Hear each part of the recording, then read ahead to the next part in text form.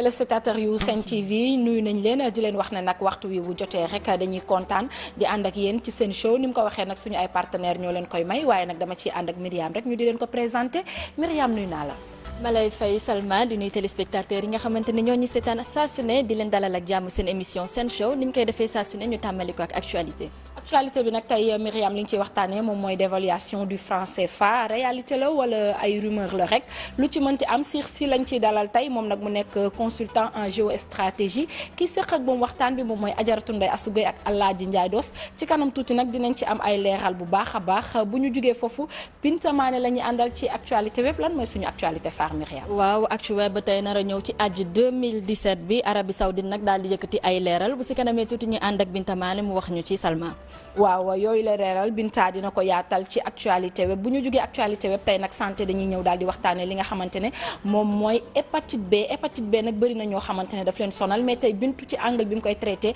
moom mooy la prise en charge des malades ndax dafa nekk lu am solo ci noonu nag ki mu ci dalal rek moom mooy Ibrahima Gueye moom nag mooy président association saafara hépatite ndax hépatite dafa nekk loo xamante ne bari na feebaru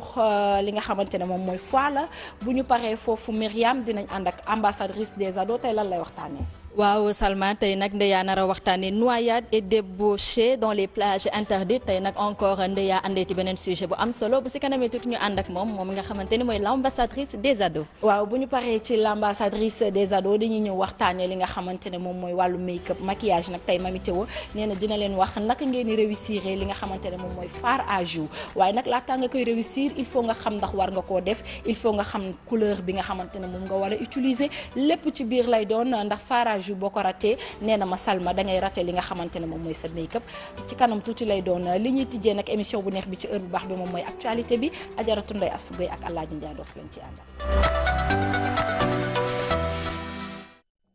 Ajaratu nit ñi ñu ngi dégg dévaluation du franc CFA yow nag tey li nga bëgg a xam rek moom mooy rumeur la war a réalité pour daal di koy leeral téléspectateurs yu ñuy seetaan kàddu gàngoor. ñu lay jaajëfal Salma di jaajëfal Myriam bon ni nga ko waxee nag suñu gan gi di Siré Sy nag moom xelam dafa màcc jëm ci wàllu géostratégie loolu nag lu am solo la ci li nga xam ne nag moo di ci xam-xam géostratégie balaa ñuy sóobu ci waxtaan bi boo ñu ko doon tënkal mooy lan. waaw géostratégie bu ma la ko doon tënkal mooy géopolitique ak géoéconomie boo ko boolee muy géostratégie. donc facteur bi ci gën a am solo sax mooy dañ koy analyser sous l'angle global sous l'angle de la mondialisation ci côté politique bi c'est un peu le jeu des acteurs ci côté économie bi c'est un peu la mondialisation aussi. donc nag xelam màcc jëm ci wàllu koom-koom ci tënk rek ak li nga xam ne moo di wàllu politique balaa ñu dugg sax ci wàllu dévaluation bi ni ñu ko annoncé ci sommet bi ñu wax jamono ji ci tolluwaayu politique bi nga xam ne moom la ñu nekk gis nañ Maître Abdoulaye Wade ni ki démb bu mu doon amal jàkkaarloo tas xibaar yi fas na yéene ne nag duñu bokk ci wote yi nga xam ne moom la ñu war a jëm atum 2019 ndax président Macky Sall nag moo ko organisé te lu mu organisé dootu ci bokkati mu nekk loo xam ne it bari na ci ñoo xam ne ñoo ngi ci koy ñaawlu lu bari na ci yoo xam ne it nee nañu danañ ci dox tànku jàmm rawatina société civile GRADEC dialogue boobu ñu ne dañ koy ci sumb noo analyser ndax jàpp nga ne mën a nekk. waaw d'abord ci dialogue bi dama bëggoon préciser que ci processus su élection yi ñu jógee en certain moment gouvernement bi woote woon na dialogue à sa manière. opposition bi jàpp ñu woon ni loolu dialogue la boo xam ni ñoom seeni revendication seeni préoccupation dinañ ko jël en compte léegi bi ñu demee ba à 6 mois des élections nguur gi xam ne affaire yi nar naa xaw a jaxasoo surtout ak carte biométrique bi nguur gi woote woon na opposition bi pour ñu jéem a xool na nañu trouver solution mais opposition bi boobu dafa bañ ne moom dootu participer jot dialogue pour opposition bi c'était trop tard donc finalement da ngay gis ni doo comprendre un peu les acteurs dafa mel ni comme si opposition bi li mu bëggoon mooy pouvoir bi dem échouer ci organisation bi et ça a été le cas pour le mettre devant les faits accomplis mais dans l'un comme dans l'autre je pense que génn nañu ci élection législative avec toutes les insuffisances avec tout le chaos organisationnel. waaw xam naa waa kaddu gi bu ñu ko mënoon gën a wolofal. waaw tout à fait waaw génn nañ ci élection législative te organisation bi pratiquement ñëpp ñaawlu nañ ko xam nañ ni am na fi ay insuffisances mais pour man jàpp naa ni dialogue sax tey la gën a mën a am. diggante opposition bi ak nguur gi seulement pour man dialogue bi warul am benn intermédiaire l'erreur stratégique bi ñu mën a commettre ci dialogue bi moo ñu tegaat ci intermédiaire pour man nguur gi moo war a dialoguer directement ak l'opposition pas mu bañ a am intermédiaire ñu toog jéem parce que on a suffisamment du temps fii ak presque 2 ans pour ñëw teg mais tant que mi nga am ay intermédiaire je pense que solution bi gënul quoi il faut que ñu am benn approche un peu anglo-saxonne di gestion affaire yi ça veut dire que bu problème amee au lieu que ñuy réinventer la roue ñu xool ci chaîne de valeur bi ban segment la problème am ñu attaquer ko directement jël acteurs yi ñu toog gisante les yeux dans les yeux ñu wax xool na nañ koy régler quoi. voilà. léegi lu aju ci li nga wax que ni amul intermédiaire mais gis nañu ni nguur gi fi nekk woote woon nañu ay dialogue yoo xamante ni président de la république moom ci boppam moom moo teew ouverture bi. absolument bàyyi itam ministre de l'intérieur mu continuer ko. mais amul lenn loo nga xamante ni tukkee na ci lu ñu mën a jàpp. li ñu doon waxtaanee mooy ci chaîne bi li ñu gis ni fa la mbir yi gënoon a sooxe. moo di refonte totale bu fichier électoral bi. mais le problème reste entier. est-ce que dialogue bi bu ñuy wax nii di ko wax est-ce que du mel ni yeneen dialogue yi fi nekkoon est-ce que amul beneen système boo xamante ni moom la ñu war a mën a gën a def. waaw moi je pense que du point de vue du côté gouvernement bi il faut que mu jouer aussi un franc jeu parce que su ma xoolee tuuti dialogue bi fi amoon dafa mel ni comme si gouvernement bi moom jëloon na ay décision ba pare quel que soit waxtaan bi moom dootul changer dara donc c'était plus dialogue pour la forme parce que point yu bëri yoo xam ne soulevé woon nañ ko pratiquement dañ ci jàllaat donc pour autant ci côté nguur gi il faut que mu jouer un franc jeu ça veut dire que ne pas d'abord prendre les décisions mais décision mu suqaliku ko ci dialogue bi nu mu demee mais tamit ci côté opposition bi tamit j'ai comme l'impression su ay enjeux nationaux taxawee souvent du ñuy fàtte seen bopp quoi ça veut dire que ñoom bëgg nañu souvent. seen njëriñ la ñuy jiite seen njëriñ la ñuy njëriñu askan bi. pourquoi ma wax la loolu mooy bi ñu demee 6 mois avant législative bi gouvernement bi dafa jaxasoo parce que xamatul woon nan nañuy organiser surtout carte biométrique wóoru ko woon ni vraiment gouvernement bi moom amoon na problème parce que jotoon na njortu ni élection yi nii lay demee donc bëggoon na solution. mais bu ma wootee solution opposition mais opposition bi dañoo lànk ni demuñu te man je pense que pour l'intérêt suprême de la nation instant boobu malgré insuffisance yi am yëpp waroon nañu mën a dem wuyu nga xam ne duñu dépasser loolu j'ai comme l'impression opposition bi ñoom dañuy def tout en invoquant le dialogue mais dañuy def tout ba gouvernement bi échoué après ñu mettre ko devant le fait accompli même aussi du point de gouvernement bi aussi jàpp naa ni il ne joue pas un franc jeu ci négociation dañuy woote kii maintenant fekk na ñoom jël nañ seen décision ba pare quoi. le gouvernement ne joue pas franc jeu opposition bi aussi tamit ils font tout pour jéem a gàllankoor doxalinu gouvernement bi mais am na beneen 3e pôle boo nga xamante ni dugg si na ci langue gi. moom mooy les indépendants. absolument donc ñu ñëw pour nekk comme genre régulateur. mais ak ni élection yi tëddee est-ce que vous ne pensez pas que ñoom ils ont échoué. du ma ni sax ñoom ils ont échoué fu may porter analyse bi. mooy man je ne me retrouve pas dans l'électeur sénégalais parce que l'électeur sénégalais su ngeen xoolee bu baax ci reportage yi daw yëpp avant élection yi dañ daan fustiger les politiciens professionnels moi j'avais pensé que électeurs yi doyal nañ ci politiciens yi mais au finish on se rend compte que électeurs yi ñoo joxaat majorité politiciens yi pourtant pendant ce même temps-là amoon nañ benn offre de discours programmatique boo xam ni société civile institution jox nañ ko te pour man jàpp naa ni c'était valable donc loolu moo lay wan nii rek des na liggéey bu bari ci ce qu'on pourrait appeler une nouvelle conscience citoyenne donc loolu premier facteur la deuxième facteur bi je ne pense pas que mu nekk échec en soi pour man sax amélioration la parce que dañu nekkoon ci benn dualité opposition j'allais même dire radicale et parti au pouvoir aujourd'hui am nañ beneen pôle mu tuddee pôle alternatif et que ci biir pôle boobu boo ko xoolee il y a un pôle dans le système et un pôle hors système les alternatives am na ñoo xam ni ci pôle yooyu alternatives yi ci gouvernement bi dañu nekkoon mer dem ber seen daara am na ñoo xam ne ñoom mosuñu ci dugg ber seen daara donc loolu lépp dafay indiwaat. mais ñi ci mës a dugg te ber seen daara aussi itam dañ ci ànd ak politiciens yi. quelque part mu mel ni bon ñoom seen xeex dafay ruubaate comme ni ko wolof di waxee. incompréhension dafay am. ci combat yi nga xamante ni moom la ñu mën a. si je prends l'exemple de Sonko koo xamante ni il n'est pas politique bon enfin. c'est vrai que ni am na parti politique mais peut-être Sonko sax du exemple bu baax bi mais bu ñu jëlee par exemple ku mel ni Salsaou qui a quitté les États-Unis ñëw Sénégal créer benn affaire am ànd ak ay politique donc est-ce que loolu aussi tamit du amul na la tur paradoxe boo nga xamante ni am na ci. non pour man du sax paradoxe fondamentalement parce que suivre na campagne électorale yi et su fekkoon Sénégalais yi dañuy déglu nit ci programme moom pour fal ko yaakaar naa ni ñooñu nga wax ñëpp ay coalition assemblée bi ñu bëgg ak ñeneen jàppoon naa ni dinañ dugg ci assemblée bi ci lu bari mais avantage bi ñu amal mooy dañuy indil beneen alternative ça veut dire que avant amuñu woon beneen choix bu dul opposition ak opposition radicale ak pouvoir maintenant aujourd'hui sénégalais yi am nañu beneen alternative boo xam ne du nekk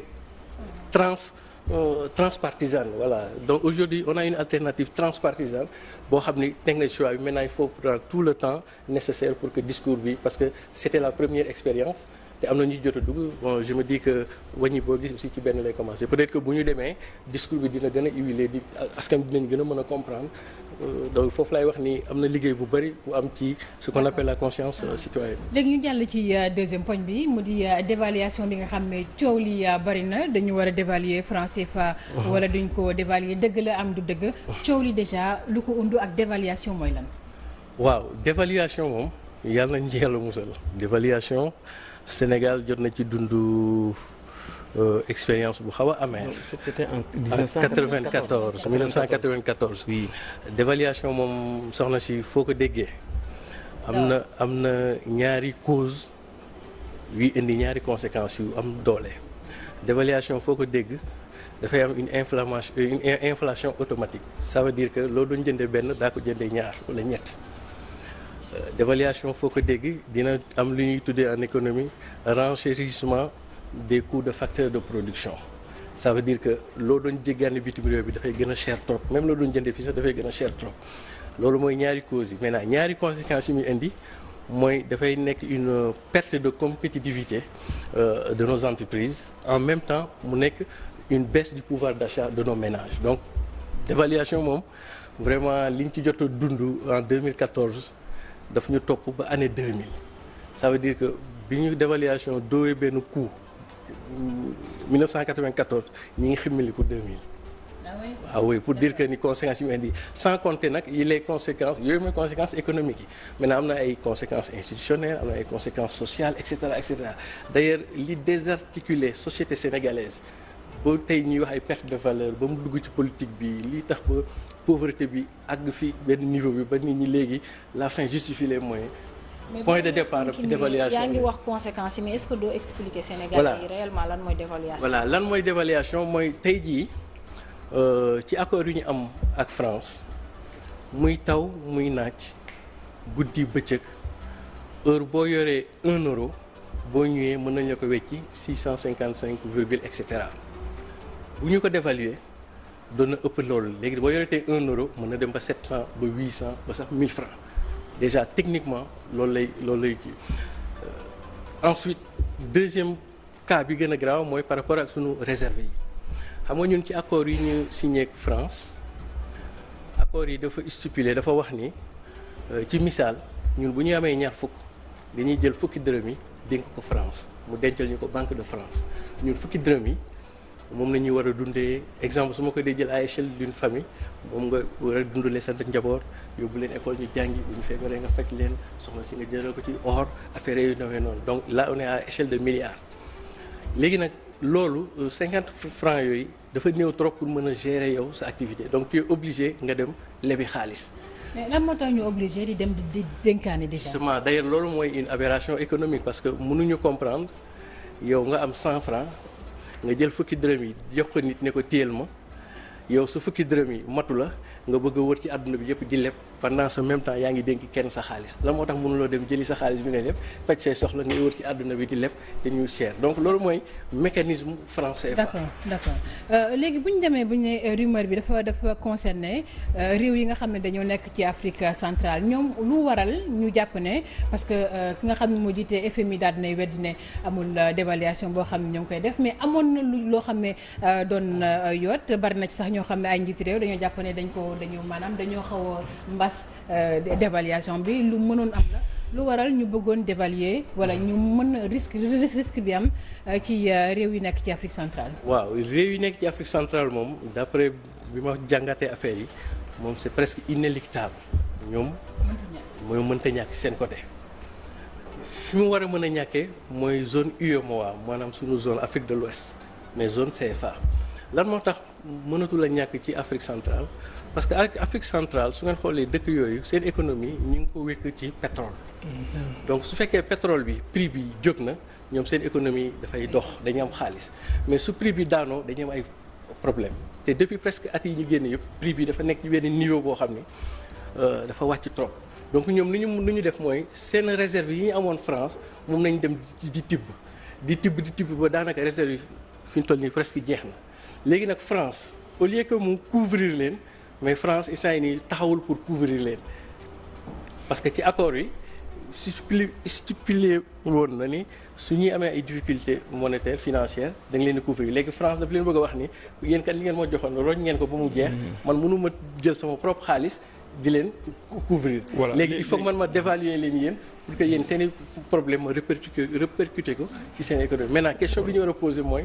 lan moo tax contre performance économique Afrique centrale war a ñëw forcément dal ñun Afrique de l'Ouest. voilà léegi bu ñu xoolee benn internet sànq dafa bind que ni réew yi nga xamante ni ñoom ñoo nekk ci Afrique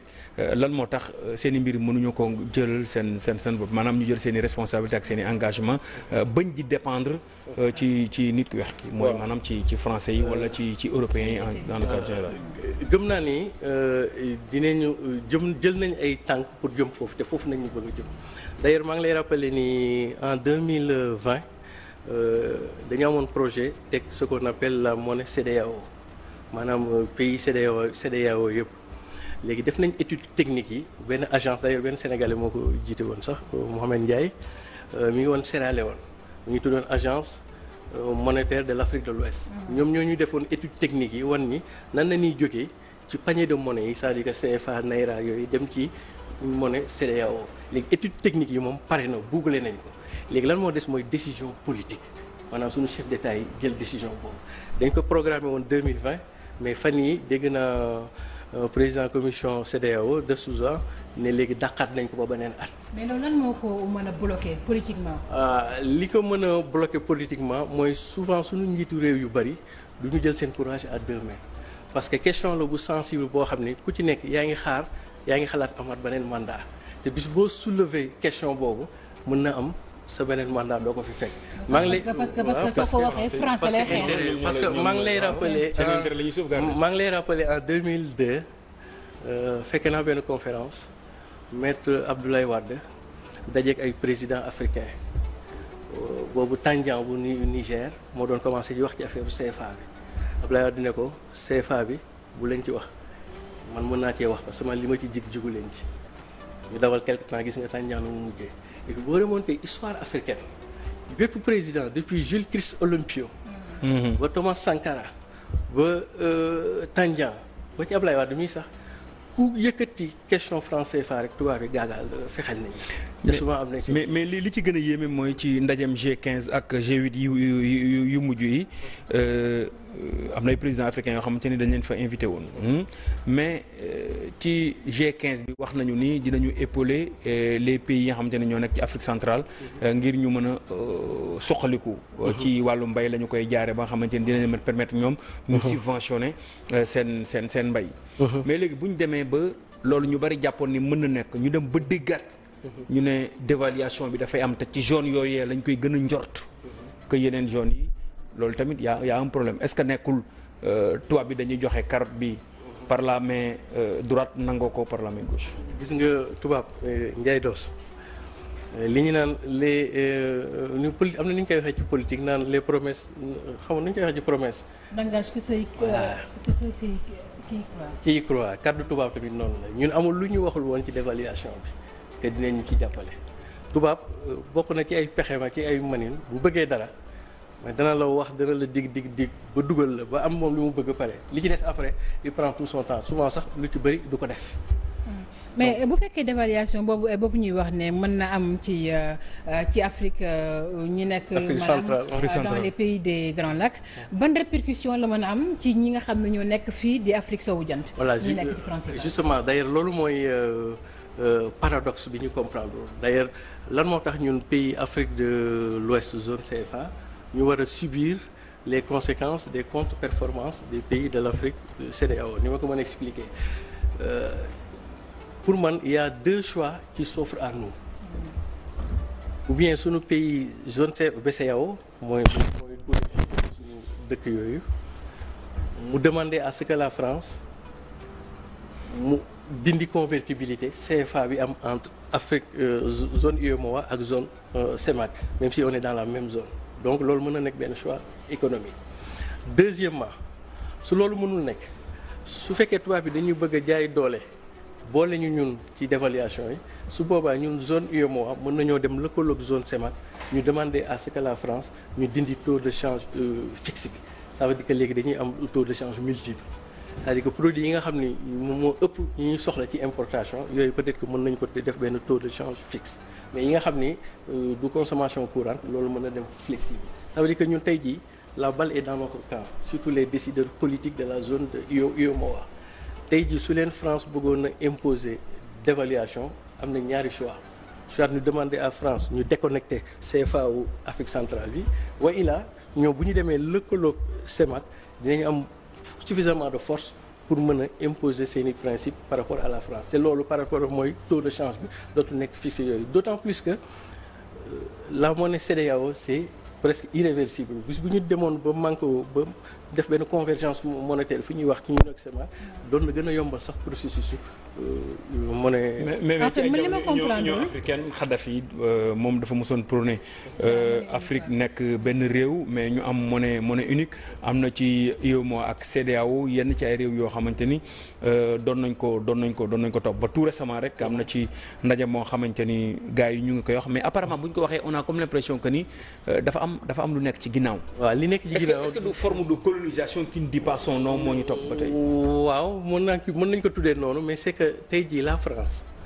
bi nekk deuxième puissance au sein de l'Union européenne derrière l'Allemagne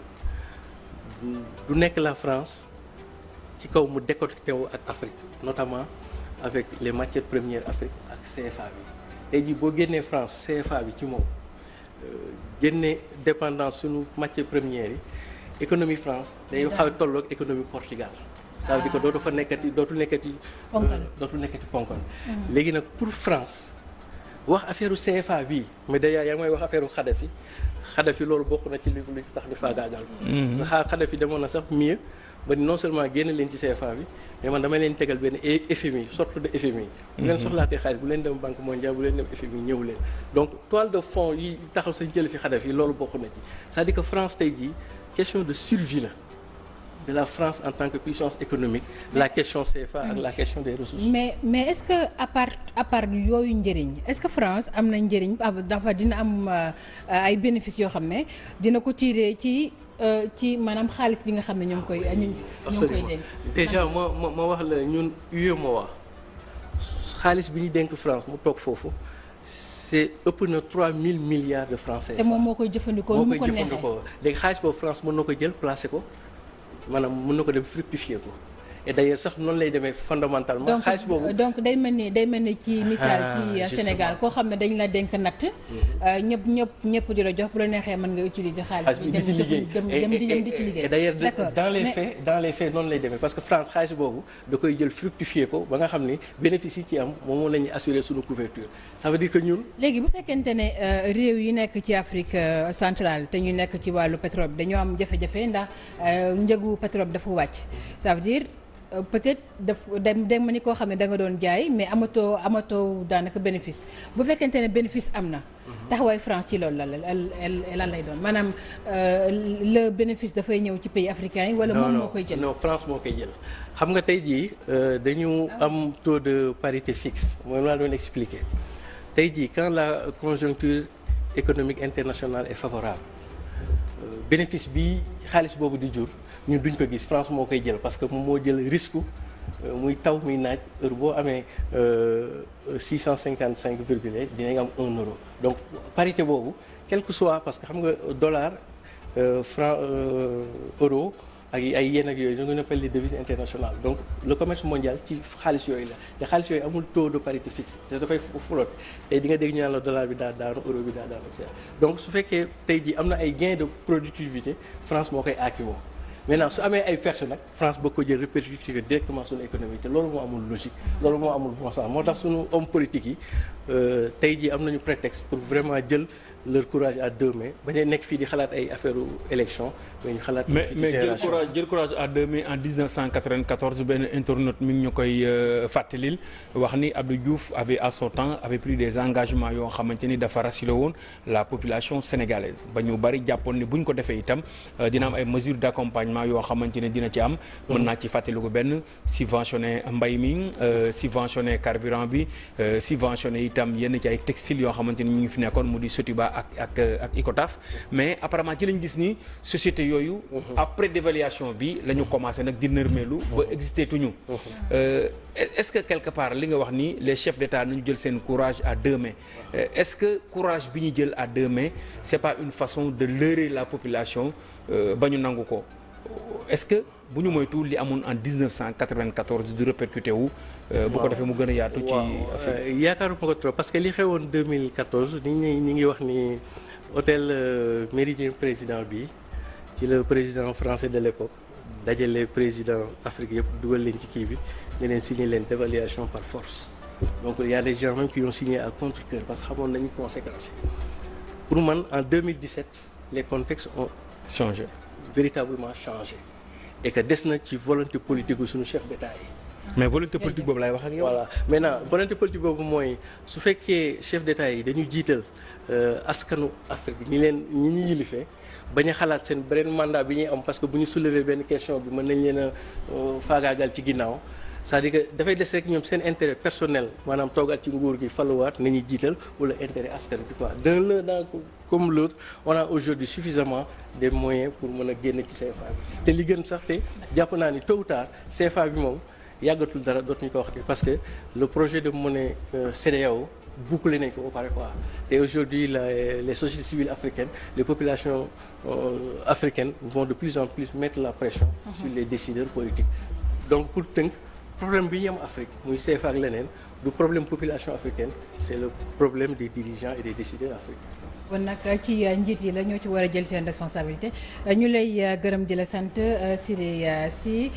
di koo xam ne nag dafay yëngu ci wàllu consultance en géostratégie. amoon mbégte donc dans la rubrique actualité ma ci ànd comme tous les soirs avec beaucoup de plaisir ak ki ngay woowee sama El Hadj préféré sama càmmañ sama xarit di El Hadj Mamadou Ndiaye Das. waaw ajaratu ni ko waxee ñu ne dañ doon kontaan di ànd ak yéen toute la semaine di waxtaanee li nga xamante ne mooy actualité bi di remercier suñu invité Siré Sy bu ñu jógee foofu Myriam fan la ñuy dem. waaw Salma dañuy des ci actualité ba tey ñu dem Actuweb ñu ànd ci ak Binta Mané tey nag Binta nar a waxtaanee taxi yi nga xamante ni Arabie Saoudite daal dina ko teg ci yenn pèlerins yi léegi ñu ànd ci ak Binta Mané mu ànd ñu ci ay leeral.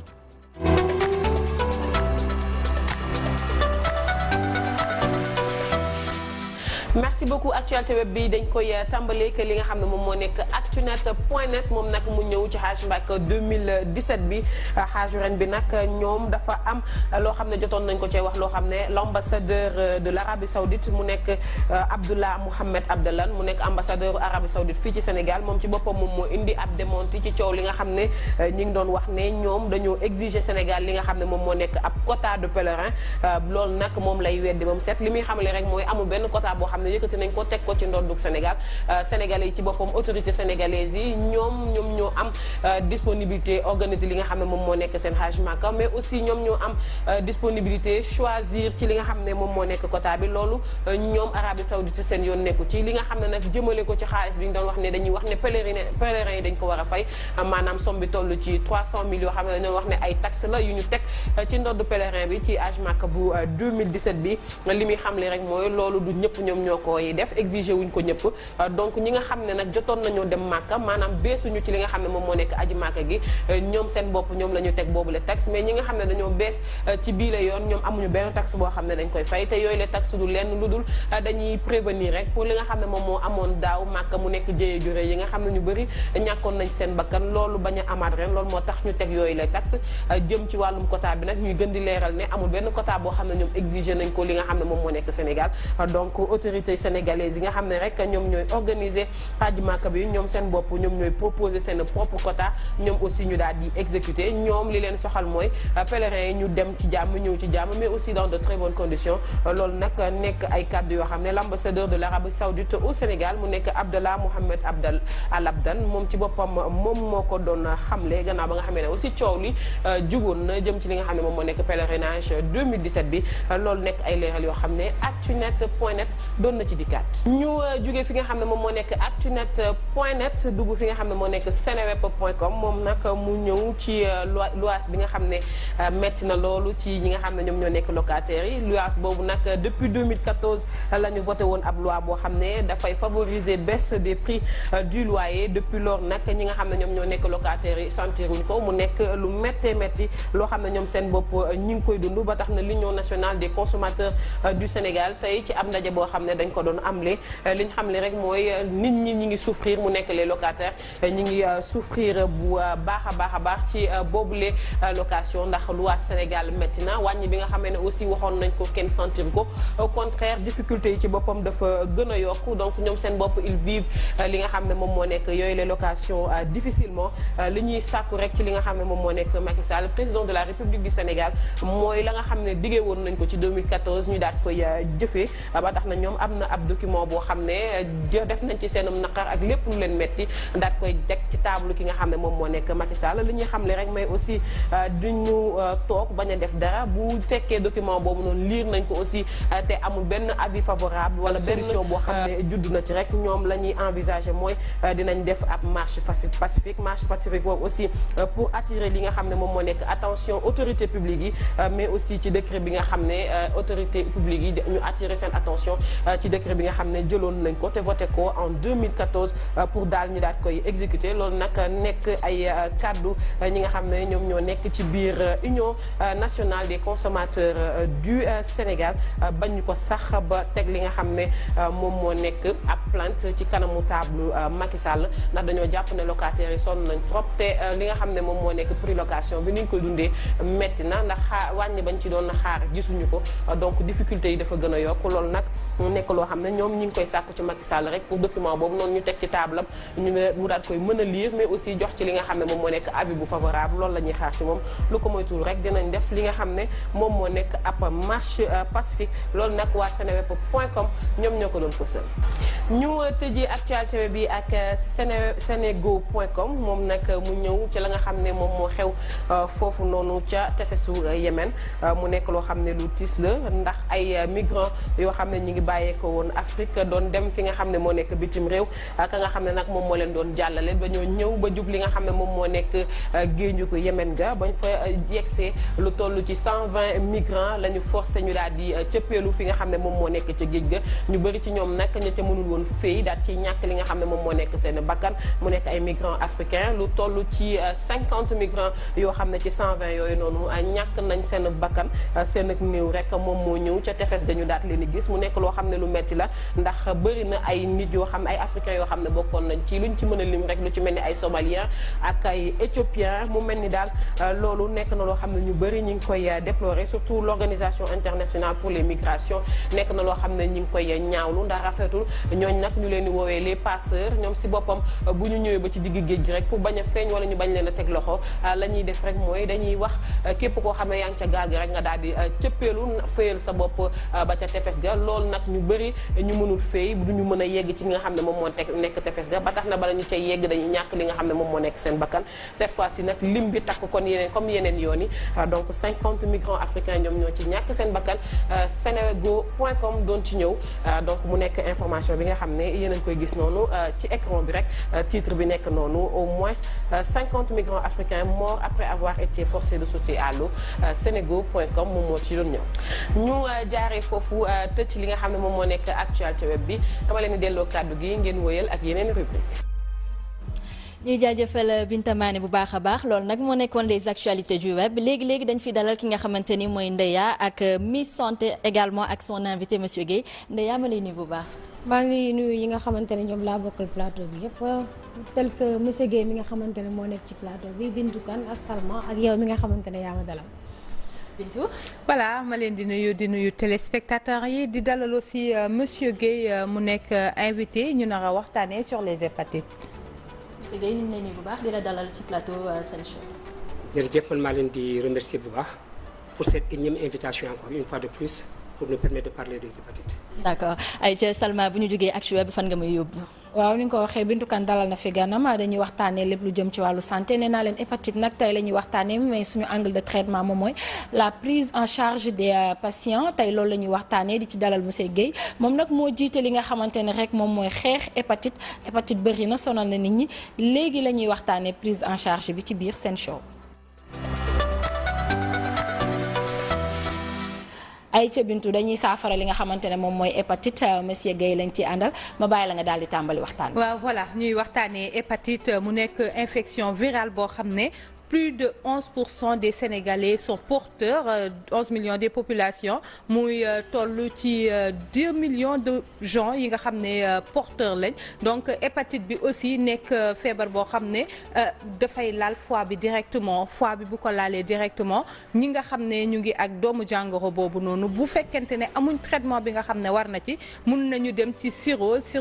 mu nekk feebar yi nga xam ne dafay laal foie bi mais mun a dem aussi ci cancer du foie moo tax. ñu ci dalal Ibrahima Guèye il est le président de l'association Safara Hépatite Sénégal voilà monsieur Guèye la première question le 28 juillet passé mu nekkoon journée mondiale de l'hépatite thème bi nekkoon l'élimination des hépatites 2 millions de Sénégalais am hépatite bi est-ce que parler de l'élimination n'est pas très ambitieux jërëjëf Bintou pour en revenir un peu ci chiffres yi. li nga wax baax nañu ñu préciser waat ko parce que hépatite bi tey bari na ci dëkk bi bari boo xam ne. tey téeméeri Sénégal yoo jël dañ naan juróom-ñetti fukk yi mos a dugg seen yaram. mais li ci ëpp dafay wéraat de manière spontanée. d'accord li ci des nag mooy comme ni ñu ko waxee sur 14 millions de population bi am na ci plus de 2 millions yoo xam ne tey ils sont des porteurs chroniques du virus. maanaam mooy porteurs yoo xam ne. seen bos mën na évoluer vers des complications telles que la cirrhose ou bien le cancer du foie mais yooyu yëpp tey am na ay jumtukaay yoo xam ne dinaa ci ñëwaat mën nañ ci dem maintenant pour parler par rapport à élimination des hépatites d'ici 2030 c'est vrai que moo doon thème bi ren thème bi ren c'était général c'est surtout sur le plan mondial donc si on est ambitieux je dis oui mën na ne mais nag ci yenn anam lay mën a nekkee en ce moment il faut batailler ferme mooy lan et surtout sur le plan de la communication parce que s'il y a pas assez de communication duñ ko mën a xeex. Tout à fait. mais lu mën a nen la pourquoi mën na ne parce que tey soo xoolee depuis 2016 au Sénégal am na lu ñuy wax introduction de la vaccination à la naissance maanaam xale bu fi judd léegi ñu ñàkk la. ça veut dire que donc génération future yi di ñëw ñoom hépatite bokkatuñ ci pratiquement. D'accord. su fekkee ne am na suivi bu correct léegi li ci des mooy ñii nga xam ne ñoo fi nekkoon avant te am ko. léegi ñooñu fa la combat bi war a jëm. d'accord d'ici 2030 nga koy wax léegi may dellu ci 2 millions de Sénégalais yi nga xam ne rek ñu ci bëri xamuñ seen statut xam nga loolu aussi ça constitue un problème de santé publique parce que boo xamul sa statut ci la lay loree en tout cas yéen Safara hépatite ak programme national bi lan ngeen nekk di def pour ces populations yi nga xam ne amuñ aucune maîtrise de leur statut. yaa ngi laal point bu am solo foofu. mooy tey li nga xam ne mooy Sénégal yi am hépatite xamuñu ko. il faut le reconnaître c'est une réalité. parce que si 2 millions ñu wax la majeure partie xamuñu seen statut. donc ces gens-là il faut aller les recruter. comment les recruter ça veut dire que donc tey ci liggéey bi il faut que ñu def li ñuy wax dépistage et malheureusement dépistage boobu amul ça il faut oser dire la vérité tey li fi am mooy dépistage boo xam ne des fois c'est de manière spontanée tey nit mooy dem hôpital def bilan mu feeñ ci. li ci ëpp nag tey chiffres yi bu ñu koy jël sax ñu ngi koy jël ci don de sang yi. te xam nañ ne don de sang yi aussi bon malheureusement tey par rapport ak population bi ñu wax yëpp taux de prévalence yi ñu wax c'est insuffisant. Donc lan moo war foofu ça c'est le rôle du programme national de lutte contre les hépatites qui doit faire. mais programme boobu bëriwul ñu leen di dégg de. bon nañ waxante dëgg aussi programme bi Sénégalais yi xamuñu ko. parce que programme bi aussi amul visibilité. c'est un programme qui n'est pas du tout inclusif ça il faut le reconnaître am na nag liggéey bi fi programme bi jot a def dañoo xam te dëgg te yàlla tax parce que depuis 99 ba léegi quand même ki ñuy wax professeur Aminata Assome Diallo am na liggéey bi mu fi jot a def mais liggéey boobu doyul ba pare population bi dafa màgg programme bi kon tam dafa war a màgg lan mooy programme bu màgg mooy programme boo xam ne dafay am assez de ressources humaines. D'accord, c'est important. benn ñu mën a dugg infiltrer wu dans la population c'est-à-dire am ay points focaux dans les régions mais tey en dehors de Dakar on ne parle pas d'hépatite. c'est vrai que il faut le reconnaître ren waxoon nañ ne dañuy def li nga xam ne mooy décentralisation bi.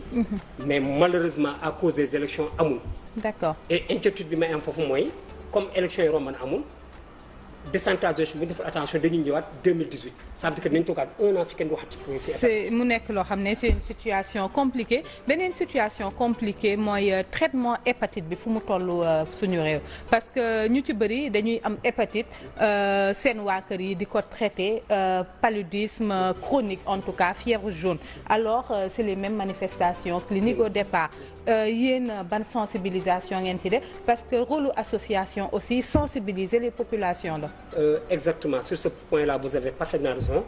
tey hépatite bi li ñu koy juwaar leex lu mel ni fièvre jaune dafa bari parce que ci manifestation clinique si feeñ nit yi bu ko amee mu am lu ñuy wax réplication virale bi dinay faral di feeñ ci bët yi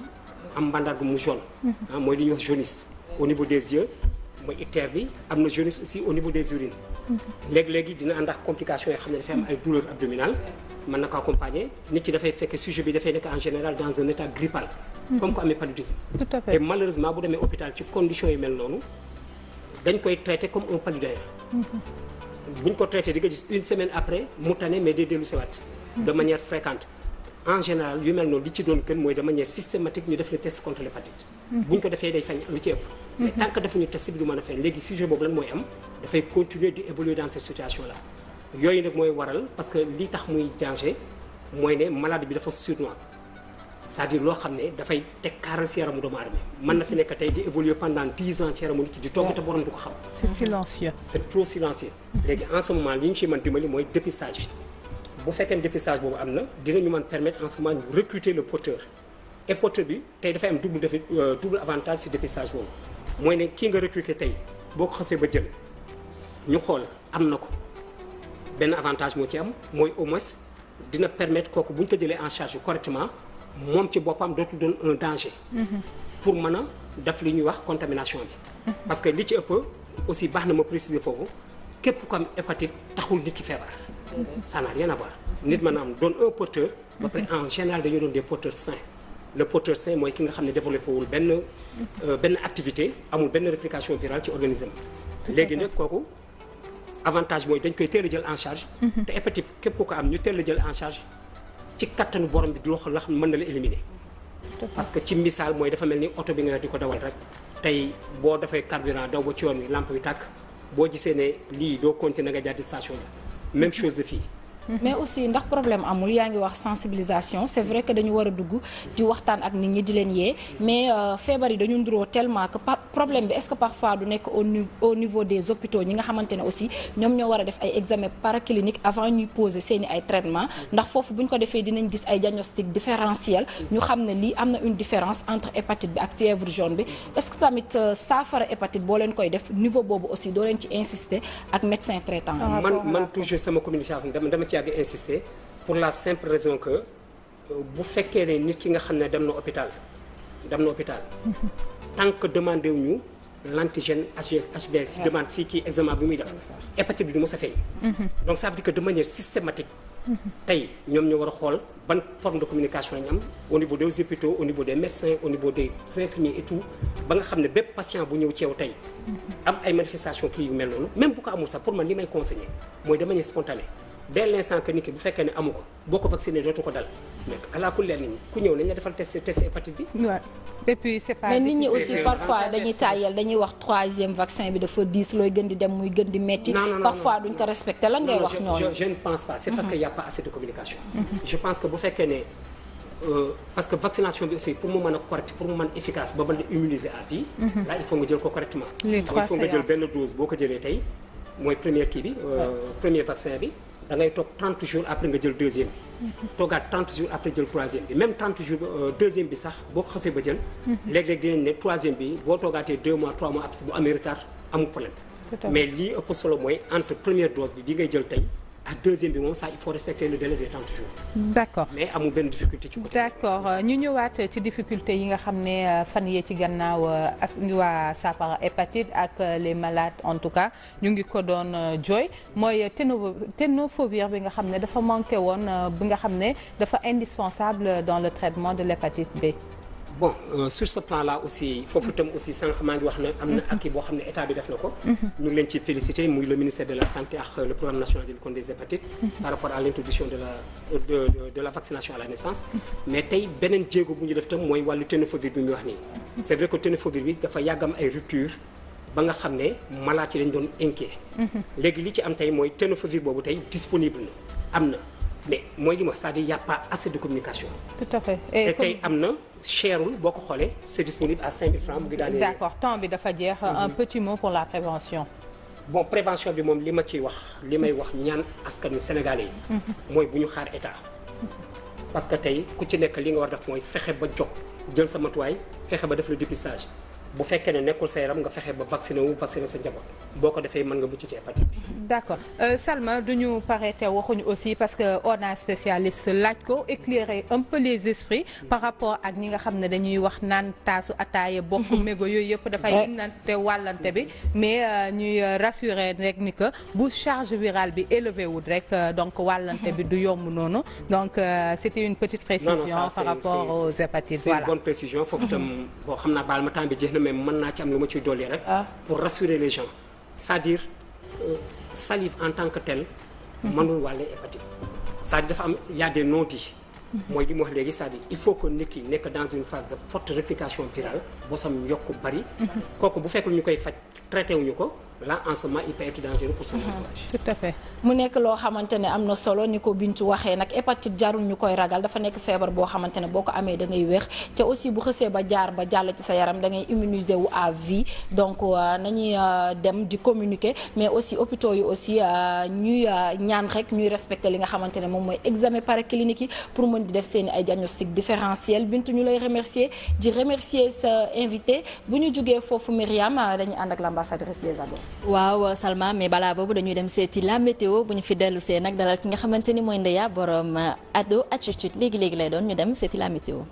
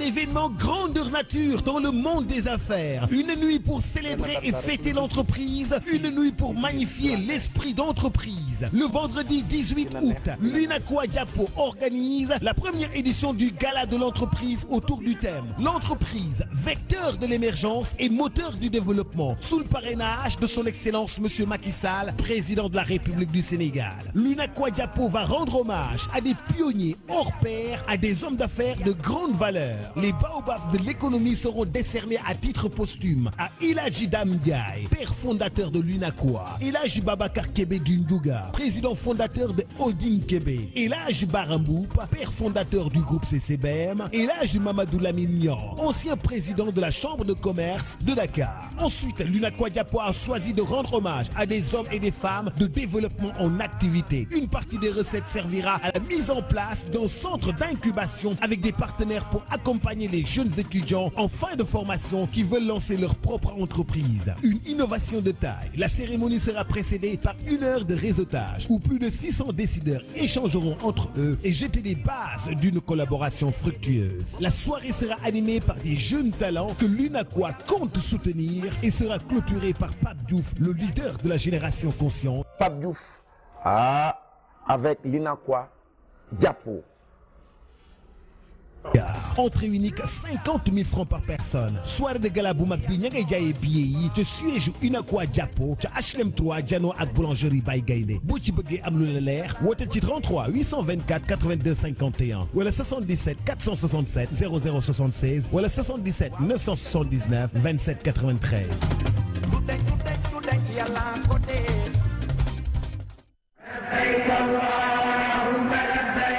yegsi leen ak jàmm ci établissement Al Rehab Sénégal yéen a ngi waajal aji màkk gi boutique ngi di jaay lépp lu jóge Jidda alaaji wala ajaratu jëndal sa armal fii ci Al Rehab balaa ngay dem jaratul andi bagage yu lay diisal lépp loo soxla ci sëri ca am na fii ci Al Rehab kurus góor ak jigéen kol yu rafet ci couleur bu la neex tàndarma yu am qualité plateau zamzam yu taaru cuuraay ak parfum Jidda ay sijaade yu dul gis fenn Al Rehab Sénégal mi ngi jàkkaarloo ak lalu urus Tilène rue 19 téléphone am 77 637 64 19 70 591 17 17 33 823 84 92 Al Rehab di leen ñaanal aji màkk bu ànd ak jàmm. Avec Intimax, dara du doy. Jusqu'au 30 août 2017, utilise les serviettes hygiéniques Intimax et collectionne 3 emballages vides de serviettes hygiéniques Intimax, le tout dans une enveloppe nga déposé ko ci urne yi au niveau des stations Shell et EDK Oil. Rek nga bokk ci grand tirage Intimax bi pour gagner chaque 15 jours un Samsung Galaxy S8, chaque mois un voyage shopping à Dubaï avec ta meilleure copine ou un week-end à Sali avec tes 2 meilleures copines. Intimax existe aussi en gel intime et protège-slip. Intimax, bougez en toute liberté.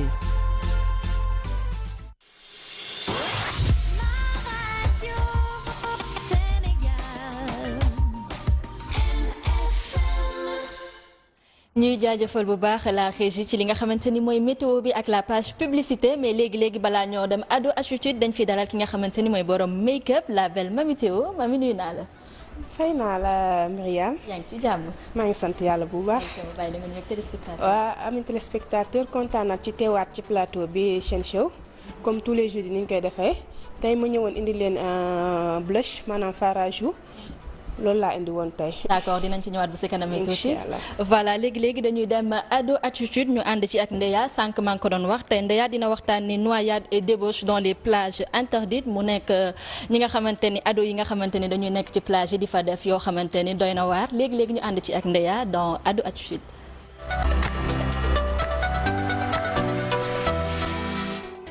ambassadrice nga àndeeti encore beneen sujet bu am solo. waaw puisque ñu ngi ci période de vacances war nañoo mën a waxtaanee thème boo xamante ne dafay ànd ak vacances thème bi ànd ak vacances nag ci ñu indil la ko tey mooy danger yi nga xamante ne mi ngi ci plage yi noyade ñu ko ci recensé ak li nga xamante ne mooy ado yi nga xamante ne bu heure dem plage xam nga boo ko seetloo midi lay commencé ba 17h mais am na ñoo xamante ne 17h jëm kaw la ñuy ñëw ci plage yi lan lañ fay def avec la complicité de la régie ñu dem xoole ko dellu soir ci plateau bi. bu ñu waxee vacances ça dépend ci aussi la façon bu ñu orienté suñu xale yi ci vacances. parce que toujours booy xool man damay josé ci loo xam ne mooy suñu valeur ak loo xam ne da nga ko jéggaane parce que boo ma waxee ay dem plage ñun xamuñu woon loolu je veux dire. mais maintenant comme léegi nekk na benn phénomène avec surtout les préscolaires parce que ça veut dire que loolu lépp ça joue sur la conscience de l'enfant maintenant l'enfant dafa soxla benn tranquillité bi mooy lan mooy xëy na peut-être période vacances mu défoulewu c'est la responsabilité peut-être de l'État am na yoo xam ne xale mënoo ko teere loo xam ne xëy na peut-être comme dañ fa bindee interdit donc nañu mobiliser nañu am par exemple ay moniteurs ay nit yoo xam ne dañuy utiliser nage affaire yooyu mais mu am en même temps pourquoi pas dans les plages ñu bind même c'est interdit wala plage yoo mais c'est pas interdit au-delà de ñu maître nageurs yi mu am ay sociologues mu am ay psychologues ñu leen accompagner xale yi di leen discuter ak ñoom parfois avec des activités am na ay activités ludiques moom laa doon wax sànq loisir et puis day pousser tax bi finalement lu ñu doon xalaat ci plage du am di di mais da nga dem plage dimanche nga dem dajee foofu ak say étudiants affaire yi wala nga gis parfois ay accoutrements yoo xam ne xëy na peut-être du la neex et cetera ñu fay ay moniteurs nañu créer ay activités yooyu xam ne xëy na peut-être xale yi bu ñu fa demee tamit aussi seen xel bi dem directement effectivement pour à la débauche parce que léegi liberté bi dafa bëri bon liberté bu bëri nag day indi libertinage pourquoi pas même ce qui se passe dans les centres ados là ñu mun leen délocaliser ñu ñëw dans ces zones là extra discuter ak xale yi affaire yooyu donc ça sera un moyen d'éducation et de conscientisation et de changement de comportement.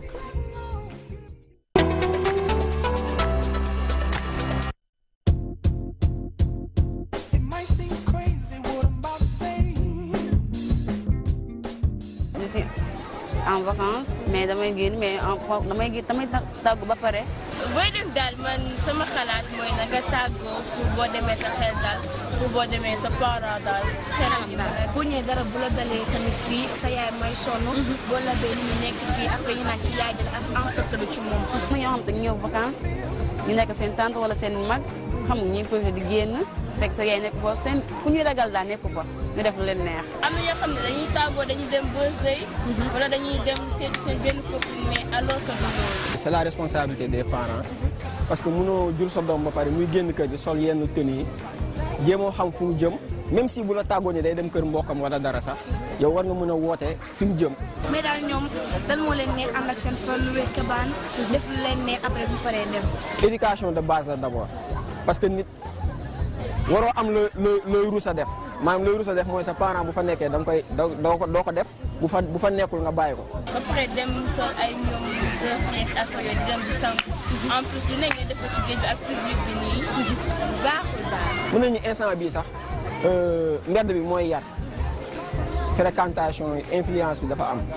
loolu noonu parents yi mënuñu si dara. 19h bu jotee rek jeex na. mënatoo génn waaw. mën naa concevoir plage nga ñëw ko ay midi ba 17h nga dem ñibbi mais plage nit lan la fay def à partir de 17h ñun fii dañu fiy ñëw fii dama fi fréquenté bon dama fiy ñëw ngoon gi nii mais dama gis ñoo xam ne bi nit ñi di ñibbi ñoom heure boobu nañuy wàcc si fii si plage mais ana rôle police wala rôle autorité yi lu ñu wax ci loolu quoi pour éradiquer yooyu noonu.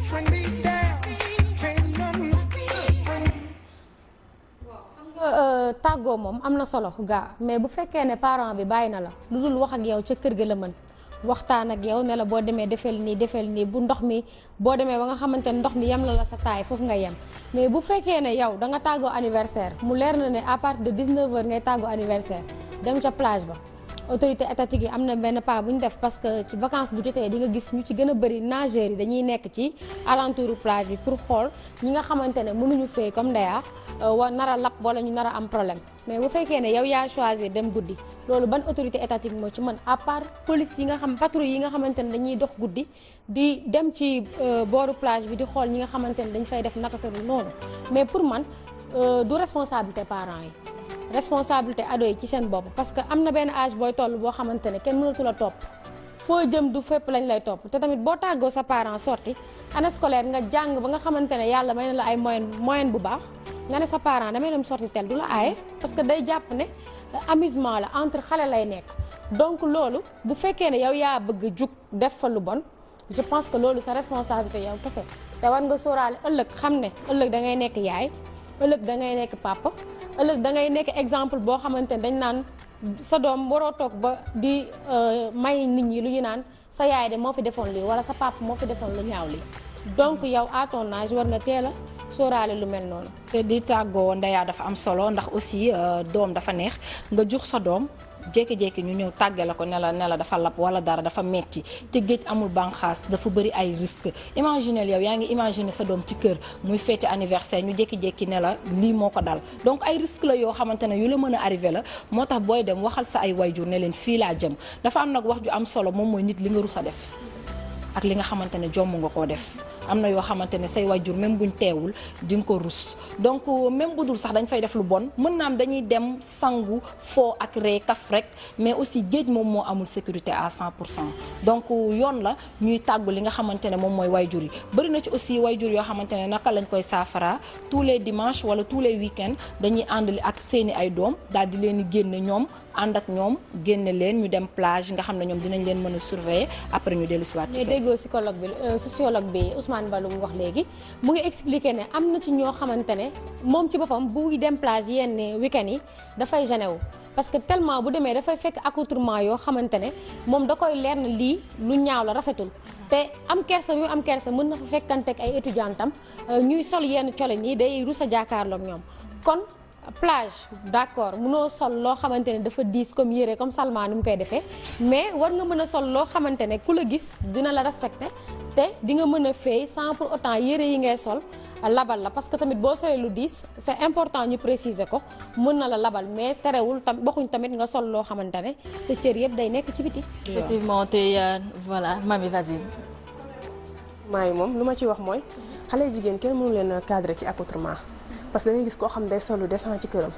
génn këram dem kër xaritam sol fa loo xam ne nii yaayam ak papaam yëguñu ko bu ñu génnee ci mbedd bi ñu ne kii est-ce que bàyyi na yaay wala bàyyi na papa pourtant ba mu génn kër yaayam ak kër papaam lu baax la sol mais ba mu génnee ci mbedd bi leneen la feneen la ko solee donc foofu bu ñu waxee parent bi ñu ngi koy tooñ ndax parent bi amu ci benn part de responsabilité ndax lu mu waroon sol ci këram loolu la sol moom la génnee. pourtant du parent ba mu bàyyi waaye parent ba muy fekki moo ci am part de responsabilité parce que tey bu fekkee ne que dañuy naan summeeku sa kër copine boobu ngay summeeku am na yaay am na papa donc bu ñu leen seetaanee yéen ñaar ngeen ànd dem bu fekkee ne que looy aaye sa doom da nga ko war a aaye doom jàmbur bu fekkee da nga jàpp ne da nga boole jaboote ñëpp mais bu fekkee ne da nga jël ne garaawul ñii daal ci jeunesse lañ toll non non boo dugg see su soloo leen booy génnaat dina ne yow foo jëm est-ce que nii nga bàyyee woon seen waa kër mais foofu responsabilité yeneen parents yi dañ naan doomu jàmbur dañ ciy génne seen responsabilité doom bu jàmbur buy ànd ak sa doom def ko ni sa doom nga jaboote ko beneen affaire bi mooy activité ludique yi nga xamante ne moom la sociologue bi souligné c'est bon plage yi ñu pourquoi pas ñu def fa ay sociologue la wax pourquoi pas ñu def fa ay psychologue c'est très important pour ñuy def lan ci plage yi ñuy waxtaan ak ñoom créer ay jeux yoo xamante ne on apprend en s'amusant parce que vacances rek tarewul da nga war a loisir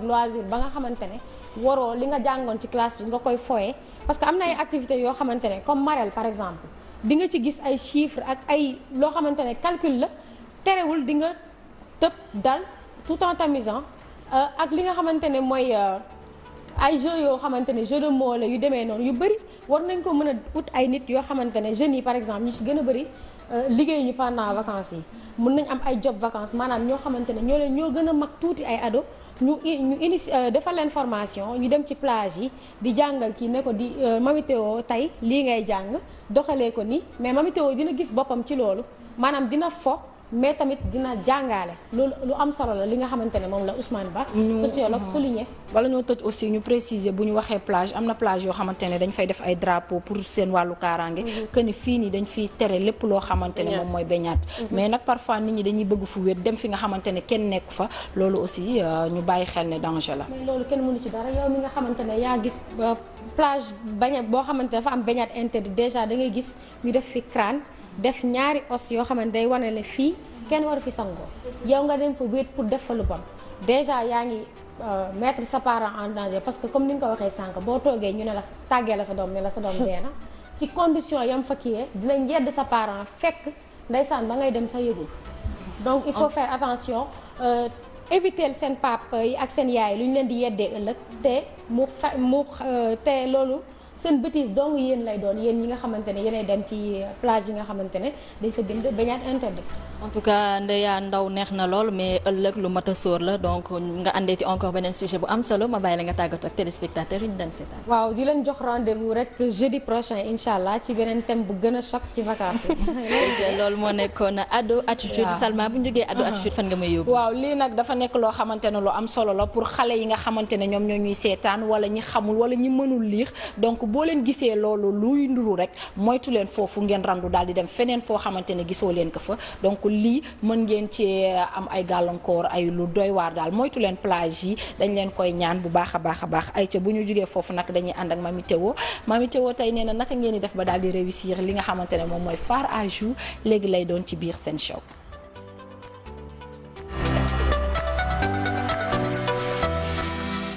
ay ca Mamy Théo yow de réussir nga sa make-up. waa gis nga macha allah ñu ngi takkale rek di jéem comme d'hab waa tey nag ñuy waxtaanee phare à jour mooy blush en anglais blush boo ko déggee en anglais mooy rouge yi par exemple parce que en général ñu xees ni dañuy faral comme par exemple bu ñu amee blanc wala yooyu noonu dañuy rougir donc loolu noonu effet boobu noonu lañ ciy soxla moo tax ñu tuddee ko blush moo nekk blush en anglais moo nekk phare à jour en français léegi nag am nañ ay déjà boo xoolee gis nga ni ci kii bi ci écran bi yaa ngi gis ay blush yoo xam ne dafa doy waar gis nga maquillage yoo xam ne nii c'est extraordinaire donc bu ko fait que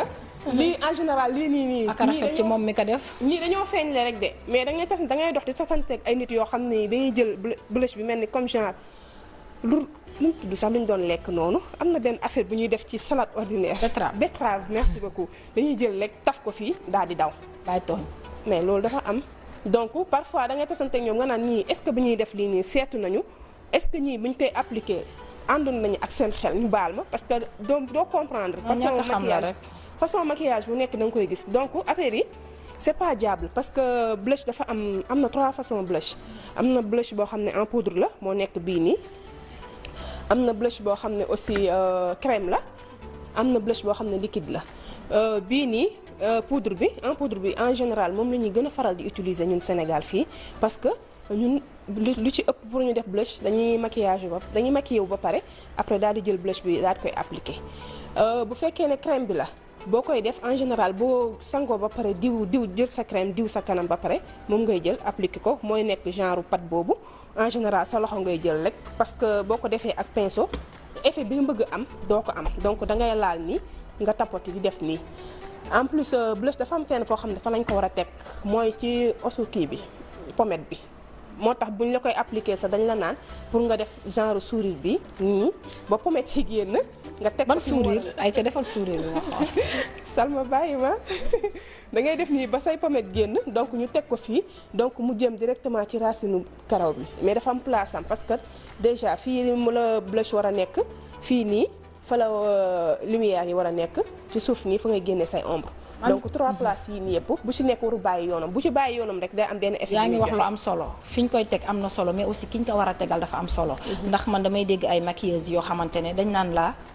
dama lay defal fard à joues pour affiner sa ay joues. am ñoo xamante ne dañ naan la fard à joues waroo ko def parce que yow da nga am joue pour ñi amul joue la leeralal ñu loolu. fard à joues ñëpp a koy def fard à joues c'est pour tout le monde parce que couleur bu nekk ak bu am na ci couleur boo xam ne nii genre bii marron bii. am na si ñoo xam ne seen teint nii la mel donc mën nañ ko utiliser sans pour autant mu génn mais bu fekkee ne da nga ko jël nga def ko ci sa suufu joue day joxe effet sa kanam bi day triste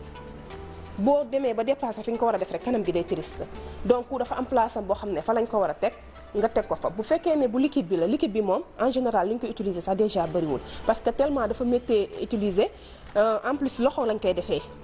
parce que boo ko defee nii bu fekkee da ngaa poudrer sa kanam ba pare nga bëgg a teg boobu noonu bi nekk liquide bi da koy absorber donc liquide poudre bi da koy naan te en général boo gaawul pour def effet bi nii jug rek après da ngay gis mu nekk comme genre li ma doon wax sànq ay tere lay def wala mu def benn affaire pat si sa joue bi donc effet boobu soxlawuñ ko mais en général bii daal la ci ñi gën a utiliser moom mooy bu poudre bi te comme li ma doon wax naan teinte chaude yi ak teinte froide yi ni ñuy choisir sa teinte rouge à lèvres la fois passée comme ni ma ko doon waxee noonu lañ koy choisir aussi pour sa ay blush. Mamy dañ doon mooy veine yi ma doon wax rek. voilà donc léegi pour man de gisaguma veine bu rose. veine bu rose amul. gisaguma veine bu marron. mais loolu yëpp. te man ay fard à joues yu orange gisuma veine bu orange. am ci la ñuy kii référé wu pour appliquer suñu ay kii. léegi nag dama bëggoon def toute démonstration bu ndaw ci Ndeya pour wane exactement fa lañ ko war a teg tourner Ndeya gis nga boo xoolee fii mooy kii ya retaana gis nga fii nga koy teg rek nii ba pare dafa am benn kii bu mu war a jël genre booy def nii da ngay def nii boo koy appliquer aussi au lieu ngay def nii rek ngay def benn partie bi moom ngay jël di ko utiliser di def nii beneen partie bi nga xam ne nii amul dara bii nii moom ngay jël après pour nga mën a def sa ay kii. mais mami lu tax yenn maquilleuses yi par exemple boo leen defee farage bi ba pare da ngeen di jëlaat poudre teg ko ci. waaw parce que effet bi ma doon wax sànq loolu la ñuy bañ genre li mu jékki-jékki rek ñëw rek ne tapp ni taxaw mais ne kuñ fa teg daw donc loolu soxlawuñu ko si en plus aussi am na si ñoo xam ne dañoo am teint boo xam ne nii seen yaram dafay cheste tout le temps fu ñu toll donc ñooñu en général waruñu utiliser bii comprendre nga mooy irisé bi. irisé bi boo koy utiliser surtout ñu am pores yi boo ko defee en général day gën a ubbi sa pores yi. donc de ce fait que da ngay mel ni comme si que sa pores dañoo gën a yaatu alors que yaatuwul kii normalam la jël de ce fait que yii nii genre yii nii parce que couleurs yi dañoo bëri mooy li ma expliqué woon sànq rek li ma expliqué woon la fois passée foofu ngay référé wu pour nga mën a choisir sa blush mais blush moom en général rose bii nii moom la ñu daan gën a utiliser léegi la ñuy wax ne couleur corail bi ñëpp mën nañ ko utiliser n'importe quel type de peau mën na utiliser couleur corail bi ak rose bi mais rose bi en général moom lañ gënoon a utiliser ñëpp moom lañ doon def. am na couleur pêche bi aussi mu nekk couleur boo xamante ne dafa rafet trop. waaw mais nekkul ñëpp la jàpp. effectivement am na ñoo xam dañ koy def dañ koy gis carrément am na ci boo xam ne tamit c'est blanc boobu tamit ça dépend ci ki koy def aussi donc couleurs yi bëri nañu mais ku ci nekk man li may wax ne ku nekk mën nga xool li la jàpp. jarul nga ne damay testé bi wala damay testé bee bu nga xam ne ni jàpp na la en général mën nga ko foo toll fooy demee sa nga appliqué ko ay ca Mamy Théo li nga xamante ne moom mooy fard à joues dañ koy def di def highlight ñaar yëpp ndax mën nañ ko defandoo wala même place bi aussi lañ koy def mooy li ma doon expliqué sànq rek bu ci nekk dafa am place am bokkuñu ba tey fu ñuy nekk bu ci nekk lan mooy objectif am bii lumière la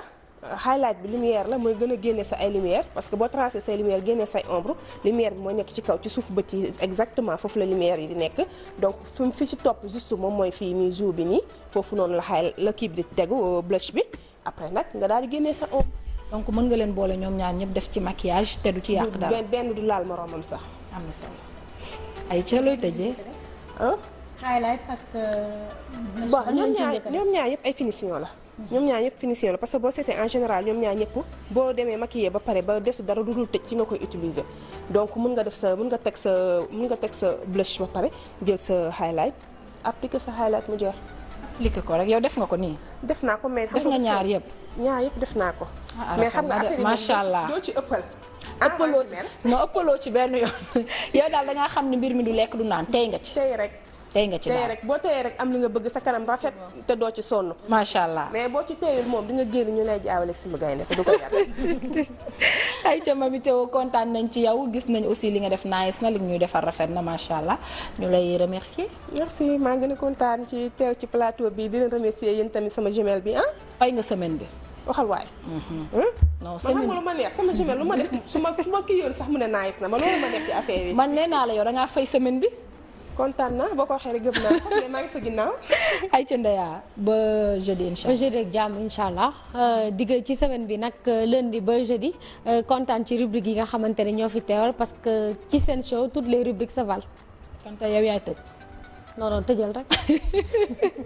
ay ca Myriam looy tàggoo. waaw Salma li ñuy def mooy dañuy tàgg téléspectateurs yi di leen jox rendez-vous lundi prochain incha allah d'ici là restez en compagnie de nos programmes et soyez connectés sur la Sen TV. xam nga Ndeya yaa ngi fi indi embouteillage yaa ngi wax toutes les rubriques sa val Ndeya su naan la ma ëpp temps Bintu kan naan santé avant tout bin sa maanee ngi wax fee naan internet ci xam nga bàyyi yooyu ngay def ku seen show daal ku nekk tànn sa bu la neex la ndax lépp ñëpp la lu ne ku ne nga ca. ay ca ñu di remercier li nga xamante ne ñoom ñooy nekk équipe bi ci ginnaaw di jàpp ci liggéey bi bu baax a baax ñoom la ñuy àndal mais aussi yéen téléspectateurs yi dañ leen di remercier yéen ñi nga xamante ne bu heure bi bu baax bi jotee rek yéen a naan émission bu neex bi moo leen gënal te buy jeex ngeen naan li dafa neex te warul dul jeex ñu naan leen lu neex du doy te lu dul jeex amul donte ne suñu digganteeg yéen nag dog ba beneen yoon la rek lundi incha allah la ñuy yeggali li ñu jot a tàmbali sur la Sen TV yeneen rubrique ak beneen show.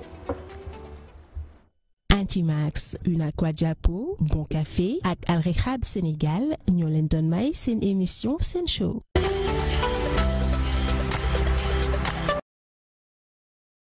am na ci ndaje moo xamante ni gars yi ñu ngi koy wax mais apparemment bu ñu ko waxee on a comme l'impression que ni dafa am lu nekk ci ginnaaw. waaw li nekk ci ginnaaw est-ce que du forme de colonisation qui ne dit pas son nom moo ñu topp ba tey. waaw mën nañ ko tuddee noonu mais c'est que tey jii la France bi nekk deuxième puissance au sein de l'Union européenne derrière l'Allemagne du nekk la France ci kaw mu déconnecté wu ak Afrique notamment avec les matières premières Afrique ak CFA bi. tey jii boo génnee France CFA bi ci moom génne dépendance suñu matières premières yi économie France day xaw a tolloog économie Portugal. ça veut dire que dootul nekkati ponkal. léegi nag pour France wax affaire CFA bii mais d'ailleurs yaa ngi may wax affaire Kadhafi loolu bokk na ci li tax di faagaagal. parce que Kadhafi demoon na sax mieux ba non seulement génne leen ci CFA bi mais man damay leen tegal benn FMI sorte de FMI. bu leen soxlaatee xaalis bu leen dem Banque mondiale bu leen dem FMI ñëw leen donc toile de fond yi taxaw sañ jël fi Kadhafi loolu bokk na ci c'est-à-dire que France tey jii question de survie la de la France en tant que puissance économique la question CFA ak la question des ressources. mais est-ce que à part yooyu njëriñ est-ce que France am na njëriñ dafa dina am ay bénéfices yoo xam ne dina ko tirer ci maanaam xaalis bi nga xam ne ñoo ngi koy dénk. déjà ma wax la ñun UEMOA xaalis bi ñu dénk France mu toog foofu c'est ëpp na 3000 milliards de francs CFA. te moom moo koy jëfandikoo nu mu ko neexee léegi xaalis boobu France mën na ko jël placer ko maanaam mën na ko dem fructifier ko et d'ailleurs sax noonu lay demee fondamentalement. xaalis boobu donc day mel ni ci misaal ci Sénégal koo xam ne dañ la dénk natt. ñëpp di la jox bu la neexee mën nga utiliser xaalis bi. di ci liggéey dem di ci liggéey. et d'ailleurs dans les faits noonu lay demee parce que France xaalis boobu da koy jël fructifier ko ba nga xam ni bénéfice yi ci am moom la ñuy assurer suñu couverture ça veut dire que ñun. léegi bu fekkente ne réew yi nekk ci Afrique centrale te ñu nekk ci wàllu pétrole bi dañoo am jafe-jafe ndax njëgu pétrole bi dafa wàcc ça veut dire. peut-être dem ma ni koo xam ne da nga doon jaay mais amatoo daanaka bénéfice bu fekkente ne bénéfice am na. taxawaay France ci loolu lan lay doon maanaam le bénéfice dafay ñëw ci pays africains yi. wala moom moo koy jël non France moo koy jël. xam nga tey jii dañu am taux de parité fixe mooy laa doon expliquer tey jii quand la conjoncture économique internationale est favorable bénéfice bi xaalis boobu di jur. ñun duñ ko gis France moo koy jël parce que moom moo jël risque muy taw muy naaj heure boo amee 655 virgule dinañ am 1 euro donc parité boobu quel que soit parce que xam nga dollar franc euro ak ay yenn ak yooyu ñu appelle les devises internationales donc le commerce mondial ci xaalis yooyu la te xaalis yooyu amul taux de parité fixe te dafay flotte tey di nga dégg ñu naan la dollar bi daa daanu euro bi daa daanu et cetera donc su fekkee tey ji am na ay gains de productivité France moo koy aakiwoo maintenant su amee ay pertes nag France boo ko jël répercuté directement suñu économie te loolu moo amul logique loolu moo amul bon sens moo tax suñu homme politique yi tey jii am nañu prétexte pour vraiment jël leur courage à deux mains bañ a nekk fii di xalaat ay affaire élection mais ñu xalaat. mais jël courage à deux mains en 1994 benn internaute mi ngi ñu koy fàttalil wax ni Abdou Diouf à son temps avait pris des engagements yoo xamante ni dafa rassuré woon la population sénégalaise ba ñu bari jàppoon ni bu ñu ko defee itam dina am ay mesures d'accompagnement yoo xamante ne dina ci am. mën naa ci fàttaliku benn subventionné mbay mi subventionné carburant bi subventionné itam yenn ci ay textiles yoo xamante ni ñu ngi fi nekkoon mu di Sotiba ak Icotaf mais apparemment ci lañ gis ni société yooyu après dévaluation bi la ñu commencé nag di nërmeelu ba existé tuñu est-ce que quelque part li nga wax ni les chefs d'État nañu jël seen courage à deux mains est-ce que courage bi ñu jël à deux mains c'est pas une façon de leurrer la population ba ñu nangu ko est-ce que bu ñu moytu li amoon en 1994 di répercuté wu. bu ko defee mu gën a yaatu. ci yaakaaruma ko trop parce que li xewoon 2014 ñi ngi wax ni hôtel Méridien président bi ci le président français de l'époque dajale président Afrique yëpp dugal leen ci kii bi ne leen signer leen dévaluation par force donc il y a des gens même qui ont signé à contre-cœur parce que xamoon nañu conséquences pour man en 2017 les contextes ont changé. véritablement changé et que des na ci volonté politique gu suñu chef d'État yi. mais volonté politique boobu laay wax ak yow. voilà maintenant volonté politique boobu mooy su fekkee chef d'État yi dañu jiital askanu Afrique ñi ñu yilifee bañ a xalaat seen beneen mandat bi ñuy am parce que bu ñu soulever benn question bi mën nañ leen a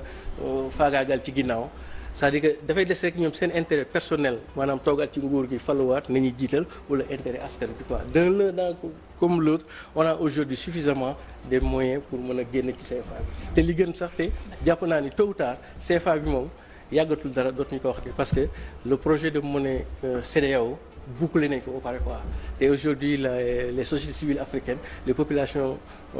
africaines vont de plus en plus mettre la pression sur les décideurs politiques donc pour tënk problème bi ñu am Afrique muy CFA ak leneen du problème population africaine c'est le problème des dirigeants et des décideurs africains. kon nag ci njiit yi la ñoo ci war a jël seen responsabilité ñu lay gërëm di la sant Siré Sy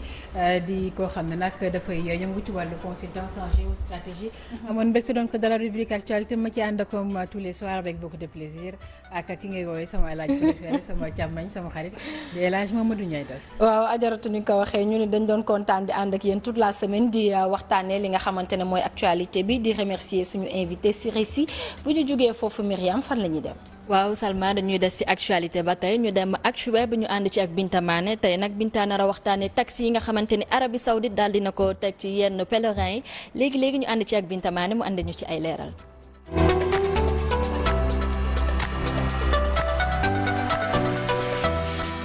merci beaucoup actualité web bi dañ koy tàmbaleek li nga xam ne moom moo nekk actunet.net moom nag mu ñëw ci Hajj Mbacké 2017 bi Hajj ren bi nag ñoom dafa am loo xam ne jotoon nañ ko cee wax loo xam ne l'ambassadeur de l'Arabie Saoudite mu nekk Abdullah Mohamed Abdellan mu nekk ambassadeur Arabie Saoudite fii ci Sénégal moom ci boppam moom moo indi ab démenti ci coow li nga xam ne ñi ngi doon wax ne ñoom dañoo exiger Sénégal li nga xam ne moom moo nekk ab quota de pèlerin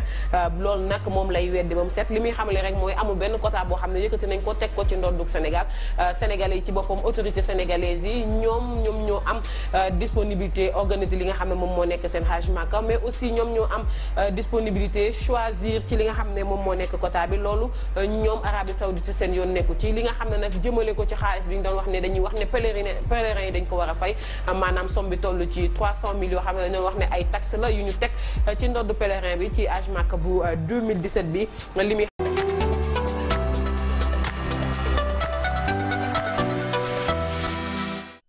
téléspectateurs yu Sen TV nuyu nañ leen di leen wax ne nag waxtu wi bu jotee rek dañuy kontaan di ànd ak yéen ci seen show ni mu ko waxee nag suñu ay partenaires ñoo leen koy may waaye nag dama ciy ànd ak Myriam rek ñu di leen ko présenté Myriam nuyu naa la. ma lay fay Salma di nuyu téléspectateurs yi nga xamante ne ñoo ñu seetaan saa su ne di leen dalal ak jàmm seen émission seen show ni ñu koy defee saa su ne ñu tàmmali ko ak actualité. actualité bi nag tey Myriam li ñu ciy waxtaanee moom mooy dévaluation du franc CFA réalité la wala ay rumeur la rek lu ci mënti am Siré Sy lañ ciy dalal tey moom nag mu nekk consultant en géostratégie ki séq ak moom waxtaan bi moom mooy Ajaratu Ndeye Astou Gueye ak Alaaji Ndiaye Dos ci kanam tuuti nag dinañ ci am ay leeral bu baax a baax bu ñu jugee foofu Binta Mané la ñuy àndal ci actualité web lan mooy suñu actualité phare Myriam. waaw Actuweb ba tey nar a ñëw ci Hajj 2017 bi Arabie Saoudite nag daal di yëkkati ay leeral bu si kanamee tuuti ñu ànd ak Binta Mané mu wax ñu ci Salma. waaw yooyu la leeral Binta dina ko yaatal ci actualité web bu ñu jugee actualité web tey nag santé dañuy ñëw daal di waxtaanee li nga xamante ne moom mooy hépatite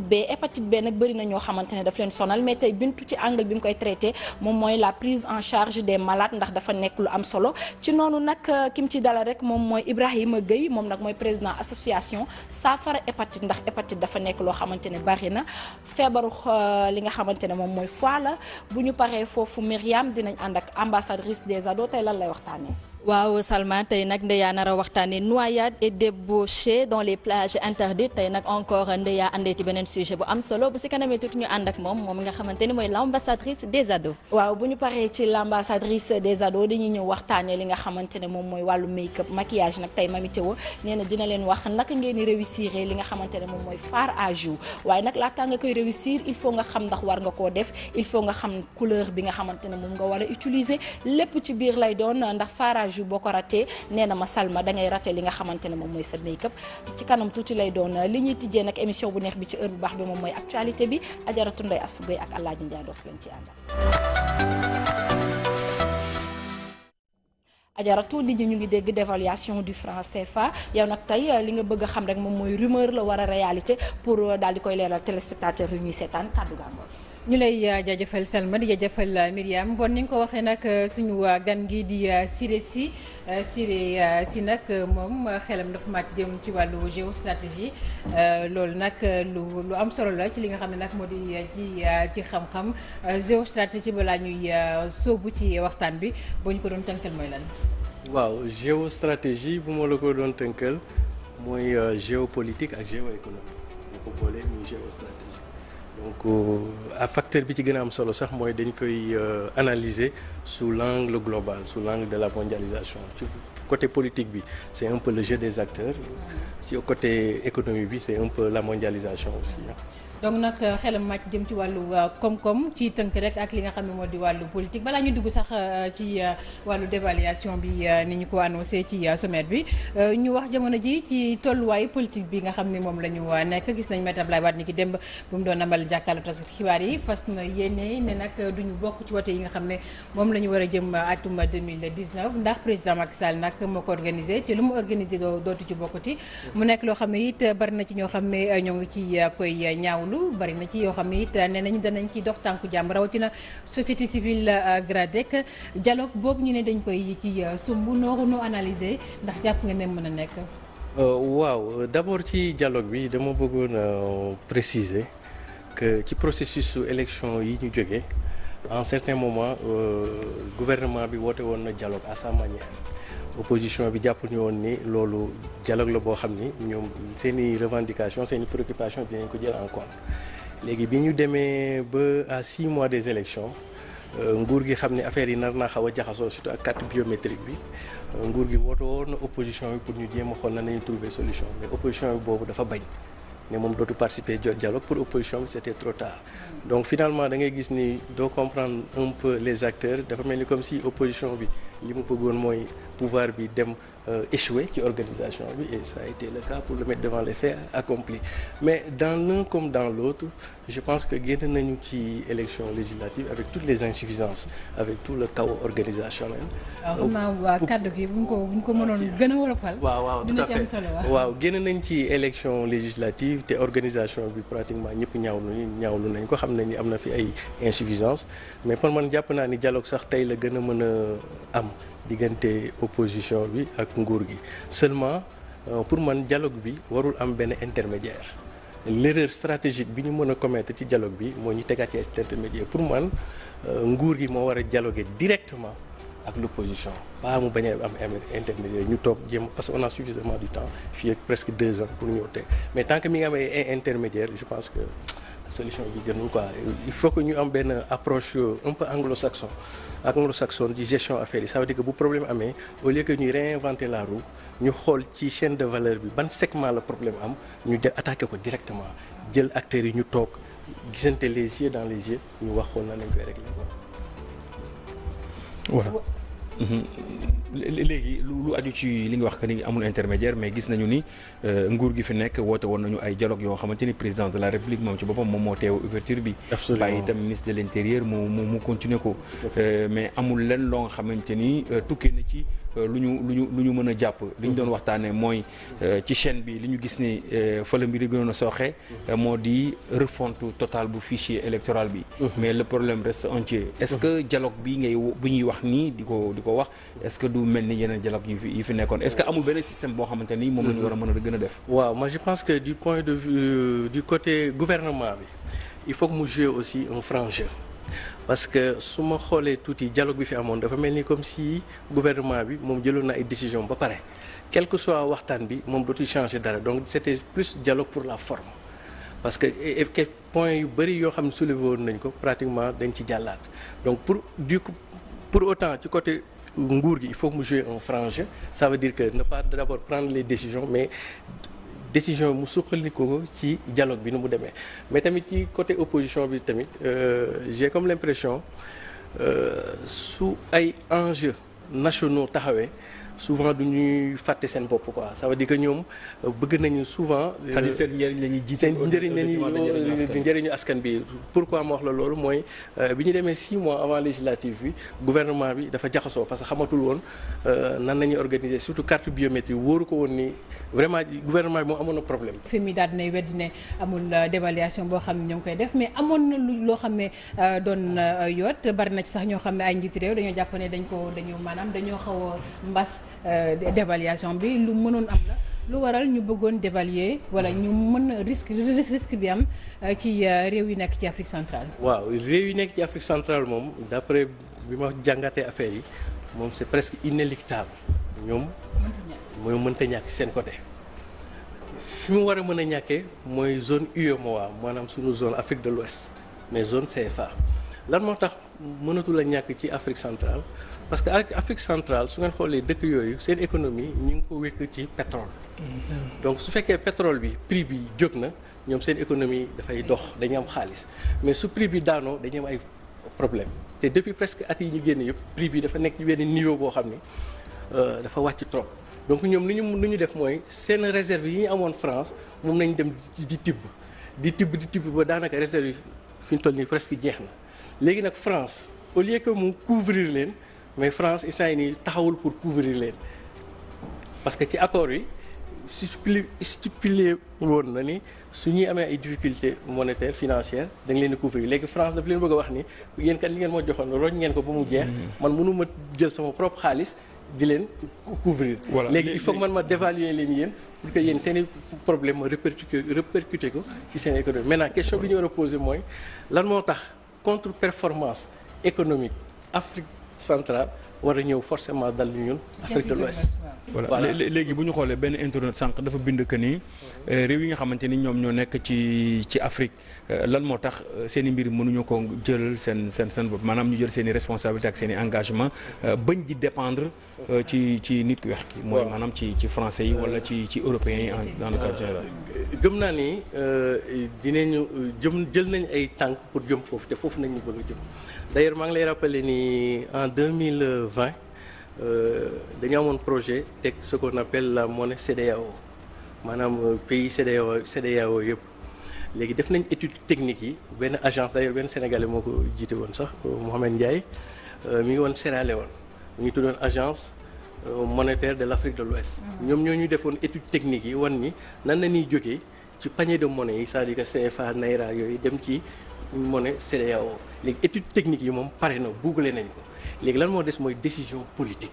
maanaam suñu chef d'État yi jël décision boobu dañ ko programmé woon 2020 mais fan yi dégg naa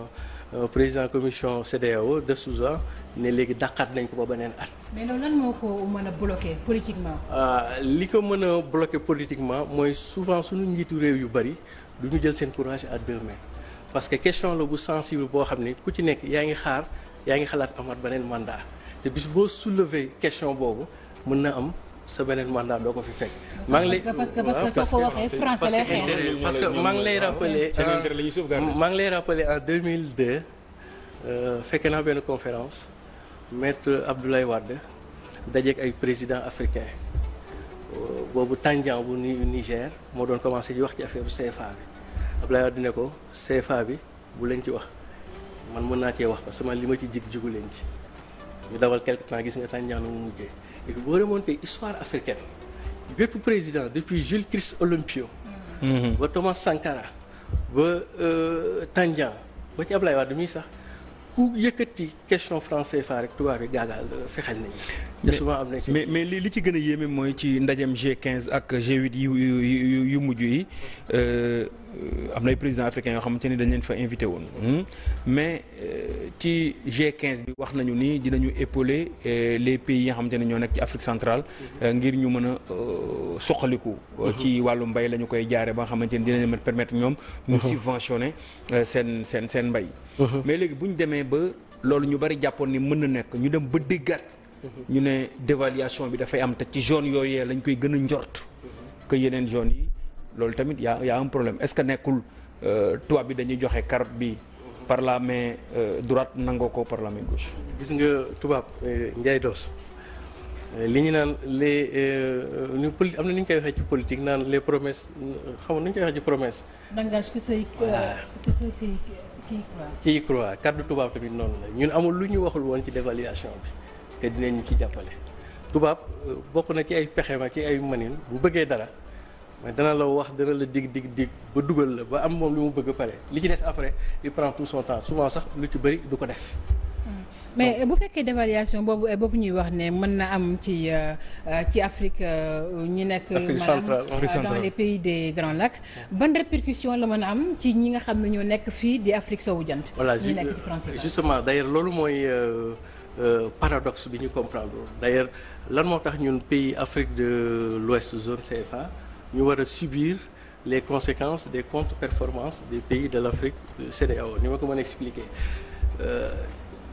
Pour man il y a deux choix qui s'offrent à nous ou bien sunu pays zone BCEAO mooy suñu dëkk yooyu mu demander à ce que la France mu dindi convertibilité CFA bi am entre Afrique zone UEMOA ak zone CEMAC même si on est dans la même zone donc loolu mën na nekk benn choix économique. Deuxièmement su loolu mënul nekk su fekkee tubaab bi dañuy bëgg a jaay doole. boole ñu ñun ci dévaluation yi su boobaa ñun zone UEMOA mën nañoo dem lëkkaloog zone CEMAC ñu demander à ce que la France ñu dindi taux de change fixe bi ça veut dire que léegi dañuy am taux de change multiple c'est-à-dire que produit yi nga xam ni moo ëpp ñu ñuy soxla ci importation yooyu peut-être que mën nañu ko def benn taux de change fixe mais yi nga xam ni du consommation courante loolu mën na dem flexible ça veut dire que ñun tey jii la balle est dans notre camp surtout les décideurs politiques de la zone de UEMOA tey jii su leen France bëggoon a imposer dévaluation am na ñaari choix soit ñu demander à France ñu déconnecter CFA wu Afrique centrale bi wa illah ñoom bu ñu demee lëkkaloog CEMAC dinañu am suffisamment de force pour mën a imposer seeni principes par rapport à la France te loolu par rapport mooy taux de change bi dootu nekk fixé yooyu d'autant plus que la monnaie CEDEAO c'est presque irréversible bis bu ñu demoon ba manqué ba def benn convergence monétaire fi ñuy wax ci ñun ak CEMAC doon na gën a yombal sax processus monnaie. mais ci Union africaine Kadhafi moom dafa mosoon prôné Afrique nekk benn réew mais ñu am monnaie unique am na ci UEMOA ak CEDEAO yenn ci ay réew yoo xamante ni doon nañ ko topp ba tout récemment rek. xam li rek mooy loolu du ñëpp ñoom ñoo koy def exiger wuñ ko ñëpp donc ñi nga xam ne nag jotoon nañoo dem Màkka maanaam beesuñu ci li nga xam ne moom moo nekk aji Màkka gi ñoom seen bopp ñoom la ñu teg boobu le taxe mais ñi nga xam ne dañoo bees ci bii la yoon ñoom amuñu benn taxe boo xam ne dañ koy fay te yooyu le taxe du lenn lu dul dañuy prévenir rek pour li nga xam ne moom moo amoon daaw Màkka mu nekk jëye jure yi nga xam ne ñu bëri ñàkkoon nañ seen bakkan loolu bañ a amaat ren loolu moo tax ñu teg yooyu le taxe jëm ci wàllum quota bi nag ñuy gën di leeral ne amul benn quota boo xam ne ñoom exiger nañ ko li nga xam ne moom moo nekk Sénégal donc autorités sénégalaises yi nga xam ne rek ñoom ñooy organiser aji Màkka bi ñoom seen bopp ñoom ñooy proposer seen propre quota ñoom aussi ñu daal di exécuter ñoom li leen soxal mooy pèlerins yi ñu dem ci jàmm ñëw ci jàmm mais aussi dans de très bonnes conditions loolu nag nekk ay kàddu yoo xam ne l'ambassadeur de l'Arabie Saoudite au Sénégal mu nekk Abdallah Mohamed Al Abdan moom ci boppam moom moo ko doon xamle gannaaw ba nga xamee ne aussi coow li jugoon na jëm ci li nga xam ne moom moo nekk pèlerinage 2017 bi loolu nekk ay leeral yoo xam ne actunet.net doon na ci dikkaat ñu jógee fi nga xam ne moom moo nekk actunet.net dugg fi nga xam ne moo nekk seneweb.com moom nag mu ñëw ci luwaas bi nga xam ne metti na loolu ci ñi nga xam ne ñoom ñoo nekk locataires yi luwaas boobu nag depuis 2014 la ñu voté woon ab loi boo xam ne dafay favoriser baisse des prix du loyer depuis lors nag ñi nga xam ne ñoom ñoo nekk locataires yi sentiruñ ko mu nekk lu méttee métti loo xam ne ñoom seen bopp ñi ngi koy dund ba tax na l'Union nationale des consommateurs du Sénégal tey ci am ndaje boo xam ne dañ ko doon amle li ñu xam le rek mooy nit ñi ñi ngi souffrir mu nekk les locataires ñi ngi souffrir bu baax a baax ci boobule location ndax loi Sénégal métti na wàññi bi nga xamee ne aussi waxoon nañ ko kenn sentir ko au contraire difficulté yi ci boppam dafa gën a yokku donc ñoom seen bopp ils vivent li nga xam ne moom moo nekk yooyu les locations difficilement li ñuy sàkku rek ci li nga xam ne moom moo nekk Macky Sall président de la République du Sénégal mooy la nga xam ne diggee woon nañ ko ci 2014 ñu daal koy jëfee ba tax na ñoom am na ab document boo xam ne def nañ ci seenum naqar ak lépp lu leen metti daal koy teg ci table ki nga xam ne moom moo nekk Macky Sall li ñuy xam le rek mais aussi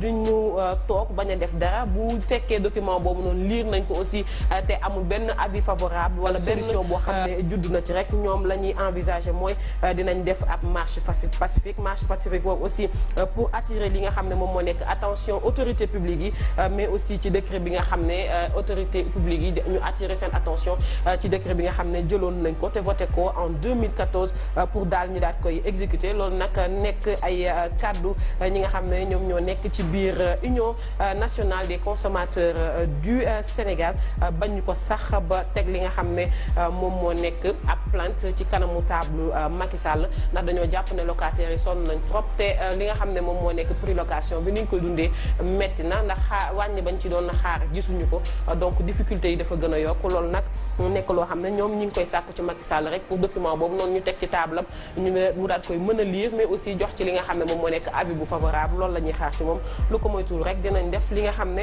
moom moo nekk ab marche pacifique loolu nag waa seneweb.com ñoom ñoo ko doon fësal ñu tëjee actualité bi ak senego.com moom nag mu ñëw ci la nga xam ne moom moo xew foofu noonu ca tefesu Yémen mu nekk loo xam ne lu tiis la ndax ay migrants yoo xam ne ñi ngi bàyyeekoo woon Afrique doon dem fi nga xam ne moo nekk bitim réew ka nga xam ne nag moom moo leen doon jàllale ba ñoo ñëw ba jub li nga xam ne moom moo nekk géeju ko Yémen ga bañ fa yegsee lu toll ci 120 migrants la ñu forcé ñu daal di cëppeelu fi nga xam ne moom moo nekk ca géej ga ñu bëri ci ñoom nag ña ca mënul woon féey daal ci ñàkk li nga xam ne moom moo nekk seen bakkan mu nekk ay migrants africains lu toll ci 50 migrants yoo xam ne ci 120 yooyu noonu ñàkk nañ seen bakkan seen ak néew rek moom moo ñëw ca tefes dañu daat leen di gis mu nekk loo xam ne lu metti la ndax bëri na ay nit yoo xam ne ay africains yoo xam ne bokkoon nañ ci luñ ci mën a lim rek lu ci mel ni ay somaliens ak ay éthiopiens mu mel ni daal loolu nekk na loo xam ne ñu bëri ñi ngi koy déplorer surtout l'organisation internationale pour les migrations nekk na loo xam ne ñi ngi koy ñaawlu ndax rafetul ñooñ nag ñu leen di woowee les passeurs ñoom si boppam bu ñu ñëwee ba ci digg géej gi rek pour bañ a feeñ wala ñu bañ leen a teg loxo la ñuy def rek mooy dañuy wax képp koo xam ne yaa ngi ca gaal gi rek nga daal di cëppeelu féyal sa bopp ba ca tefes ga loolu nag ñu bëri ñu mënul féey du ñu mën a yegg ci nga xam ne moom moo nekk tefes ga ba tax na bala ñu cay yegg dañuy ñàkk li nga xam ne moom moo nekk seen bakkan cette fois ci nag lim bi takk kon yeneen comme yeneen yoon yi donc 50 migrants africains ñoom ñoo ci ñàkk seen bakkan senego.com doon ci ñëw donc mu nekk information bi nga xam ne yéen a ngi koy gis noonu ci écran bi rek titre bi nekk noonu au moins 50 migrants africains morts après avoir été forcés de sauter à l'eau senego.com moom moo ci doon ñëw ñu jaaree foofu tëj li nga xam ne moom moo nekk actualité web bi dama leen di delloo kàddu gi ngeen wëyal ak yeneen rubrique ñuy jaajëfal Binta Mané bu baax a baax loolu nag moo nekkoon les actualités du web léegi dañ fi dalal ki nga xamante ni mooy Ndeya ak Miss Santé également ak son invité monsieur Guèye Ndeya ma lay nuyu bu baax. maa ngi nuyu ñi nga xamante ne ñoom laa bokkal plateau bi yëpp tel que monsieur Guèye mi nga xamante ne moo nekk ci plateau bi Bintou Kane ak Salma ak yow mi nga xamante ne yaa ma dalal. Bintou voilà ma leen di nuyu téléspectateurs yi di dalal aussi monsieur Guèye mu nekk invité ñu nar a waxtaanee sur les hépatites. monsieur Guèye ñu ngi lay nuyu bu baax di la dalal ci plateau Sen Show. jërëjëf man maa leen di remercier bu baax pour cette énième invitation encore une fois de plus pour nous permettre de parler des hépatites. d'accord ayca Salma bu ñu jógee actu web fan nga may yóbbu. waaw ni nga ko waxee Bintou Kane dalal na fi ganam dañuy waxtaanee lépp lu jëm ci wàllu santé nee naa leen hépatite nag tey la ñuy waxtaanee mais suñu angle de traitement moom mooy la prise en charge des patients tey loolu la ñuy waxtaanee di ci dalal monsieur Guèye moom nag moo jiite li nga xamante ne rek moom mooy xeex hépatite bëri na sonal na nit ñi léegi la ñuy waxtaanee prise en charge bi ci biir Sen Show. ay ca Bintu dañuy saafara li nga xamante ne moom mooy hépatite monsieur Guèye lañ ci àndal ma bàyyi la nga daal di tàmbali waxtaan bi. waaw voilà ñuy waxtaanee hépatite mu nekk infection virale boo xam ne plus de 11% des Sénégalais sont porteurs 11 millions des populations muy toll ci 2 millions de gens yi nga xam ne porteurs lañ donc hépatite bi aussi nekk feebar boo xam ne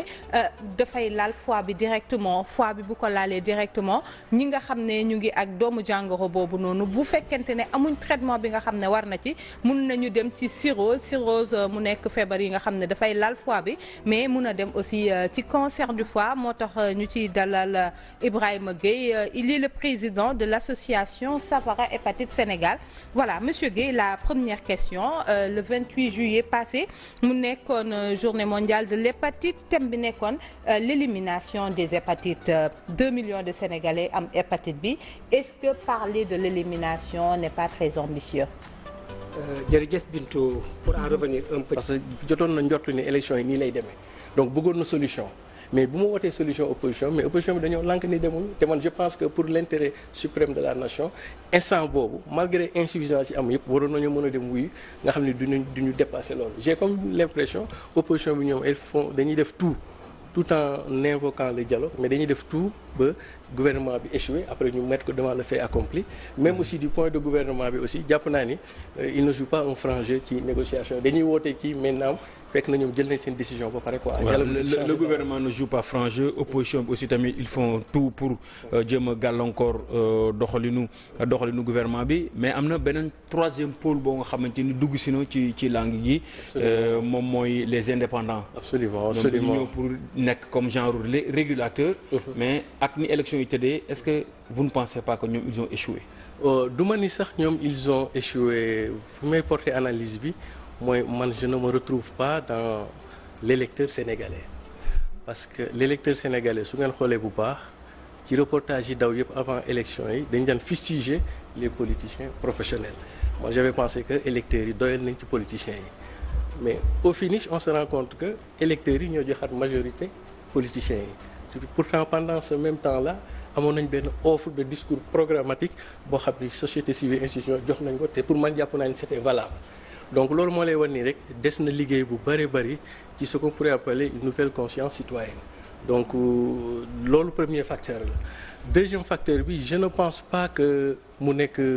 échec en soi pour man sax amélioration la parce que dañu nekkoon ci benn dualité opposition j'allais même dire radicale et parti au pouvoir. Aujourd'hui am nañ beneen pôle mu tuddee pôle alternatif et que ci biir pôle boobu boo ko xoolee il y a un pôle dans le système et un pôle hors système. Les alternatives am na ñoo xam ni ci pôle yooyu alternatives yi ci gouvernement bi dañu nekkoon mer dem ber seen daara am na ñoo xam ne ñoom mosuñu ci dugg ber seen daara donc loolu lépp dafay indiwaat. mais ñi ci mës a dugg te ber seen daara aussi itam dañ ci ànd ak politiciens yi. quelque part mu mel ni bon ñoom seen xeex dafay ruubaate comme ni ko wolof di waxee. incompréhension dafay am. ci combat yi nga xamante ni moom la ñu mën a. si je prends l'exemple de Sonko koo xamante ni il n'est pas politique bon enfin. C'est vrai que ni am na parti politique mais peut-être Sonko sax du exemple bu baax bi mais bu ñu jëlee par exemple ku mel ni Salsaou qui a quitté les États-Unis ñëw Sénégal créé benn affaire am ànd ak ay politique donc est-ce que loolu aussi tamit du amul na tur paradoxe boo nga xamante ni am na ci. Non pour man du sax paradoxe fondamentalement parce que suivre na campagne électorale yi et su fekkoon sénégalais yi dañuy déglu nit ci programme moom pour fal ko yaakaar naa ni ñooñu nga wax ñëpp ay coalition assemblée bi ñu bëgg ak ñeneen jàppoon naa ni dinañ dugg ci assemblée bi ci lu bari mais avantage bi ñu amal mooy dañuy indil beneen alternative ça veut dire que avant amuñu woon beneen choix bu dul opposition ak opposition radicale ak pouvoir. Maintenant aujourd'hui sénégalais yi am nañu beneen alternative boo xam ne du nekk transpartisane voilà donc aujourd'hui on a une alternative transpartisane boo xam ni teg na choix bi maintenant il faut prendre tout le temps nécessaire pour que discours bi parce que c'était la première expérience te am na ñu jot a dugg bon je me dis que wàññi boo gis aussi ci benn lay commencer peut-être que bu ñu demee discours bi dina gën a huiler di askan bi dinañ gën a mën a comprendre donc foofu laay wax ni am na liggéey bu bari bu am ci ce qu'on appelle la conscience citoyenne. léegi ñu jàll ci deuxième poñ bi mu di dévaluation bi nga xam ne coow li bari na dañu war a dévaluer franc CFA. wala duñ ko dévaluer dëgg la am du dëgg. coow li déjà lu ko undu ak dévaluation mooy lan. waaw dévaluation moom yàlla nañ ci yàlla musal dévaluation. Sénégal jot na ci dundu expérience bu xaw a amee. C'était en 1994. Oui. Dévaluation moom soxna si foo ko déggee. am na ñaari cause yuy indi ñaari conséquences yu am doole. Dévaluation foo ko dégg dafay am une inflation automatique. Ça veut dire que loolu doon jëndee benn daa ko jëndee ñaar wala ñett. dévaluation foo ko dégg dina am lu ñuy tuddee en économie renchérissement des coûts de facteurs de production. Ça veut dire que loo doon jéggaani bitim réew bi dafay gën a cher trop même loo doon jëndee fii sax dafay gën a cher trop loolu mooy ñaari causes yi. maintenant ñaari conséquences yi muy indi mooy dafay nekk une perte de compétitivité de nos entreprises en même temps mu nekk une baisse du pouvoir d'achat de nos ménages. Donc dévaluation moom vraiment li ñu ci jot a dund en 2014 daf ñu topp ba année 2000 ça veut dire que bi ñu dévaluation doowee benn coup 1994 ñi ngi ximmiliku 2000. Ah oui, pour dire que ni conséquences yi mu indi sans compter nag les conséquences yooyu mooy conséquences économiques yi maintenant am na ay conséquences institutionnelles am na ay conséquences sociales et cetera et cetera. D'ailleurs li désarticuler société sénégalaise ba tey ñuy wax ay perte de valeur ba mu dugg ci politique bi li tax ba pauvreté bi àgg fi benn niveau bi ba nit ñi léegi la fin justifie les moyens. Point de départ ci dévaluation yaa ngi wax conséquences yi mais est-ce que doo expliquer Sénégalais yi réellement lan mooy dévaluation. Voilà lan mooy dévaluation mooy tey jii ci accord yu ñu am ak France muy taw muy naaj guddi bëccëg heure boo yoree 1 euro boo ñëwee mën nañu la ko wecci 655 virgule et cetera bu ñu ko dévaluer doon na ëpp loolu léegi boo yoree tey 1 euro mën na dem ba 700 ba 800 ba sax 1000 francs déjà techniquement loolu lay kii ensuite deuxième cas bi gën a grave mooy par rapport ak sunu réserve yi xam nga ñun ci accords yi ñu signé ak France accords yi dafa stipuler dafa wax ni ci misaal ñun bu ñu amee ñaar fukk dañuy jël fukki dërëm yi dénk ko France mu dencal ñu ko Banque de France ñun fukki dërëm yi moom la ñuy war a dundee exemple su ma ko dee jël à échelle d'une famille moom nga war a dundalee sant njaboot yóbbu leen école ñu jàngi bu ñu feebaree nga faj leen soxna si nga jëlee ko ci or affaire yu nawee noonu donc là on est à échelle de milliards. léegi nag loolu 50 francs yooyu dafa néew trop pour mën a gérer yow sa activité donc tu es obligé nga dem lebi xaalis. mais lan moo tax ñu obligé di dem di dénkaane déjà. justement d'ailleurs loolu mooy une aberration économique parce que mënuñu comprendre yow nga am 100 francs nga jël fukki dërëm yi jox ko nit ne ko téel ma yow su fukki dërëm yi matu la nga bëgg a wër ci àdduna bi yëpp di leb pendant ce même temps yaa ngi dénk kenn sa xaalis la moo tax mënuloo dem jëli sa xaalis bi nga leb faj say soxla ngay wër ci àdduna bi di leb te ñu cher donc loolu mooy mécanisme français. d'accord léegi bu ñu demee bu ñu ne rumeur bi dafa concerné réew yi nga xam ne dañoo nekk ci Afrique centrale ñoom lu waral ñu jàpp ne parce que ki nga xam ne moo jiite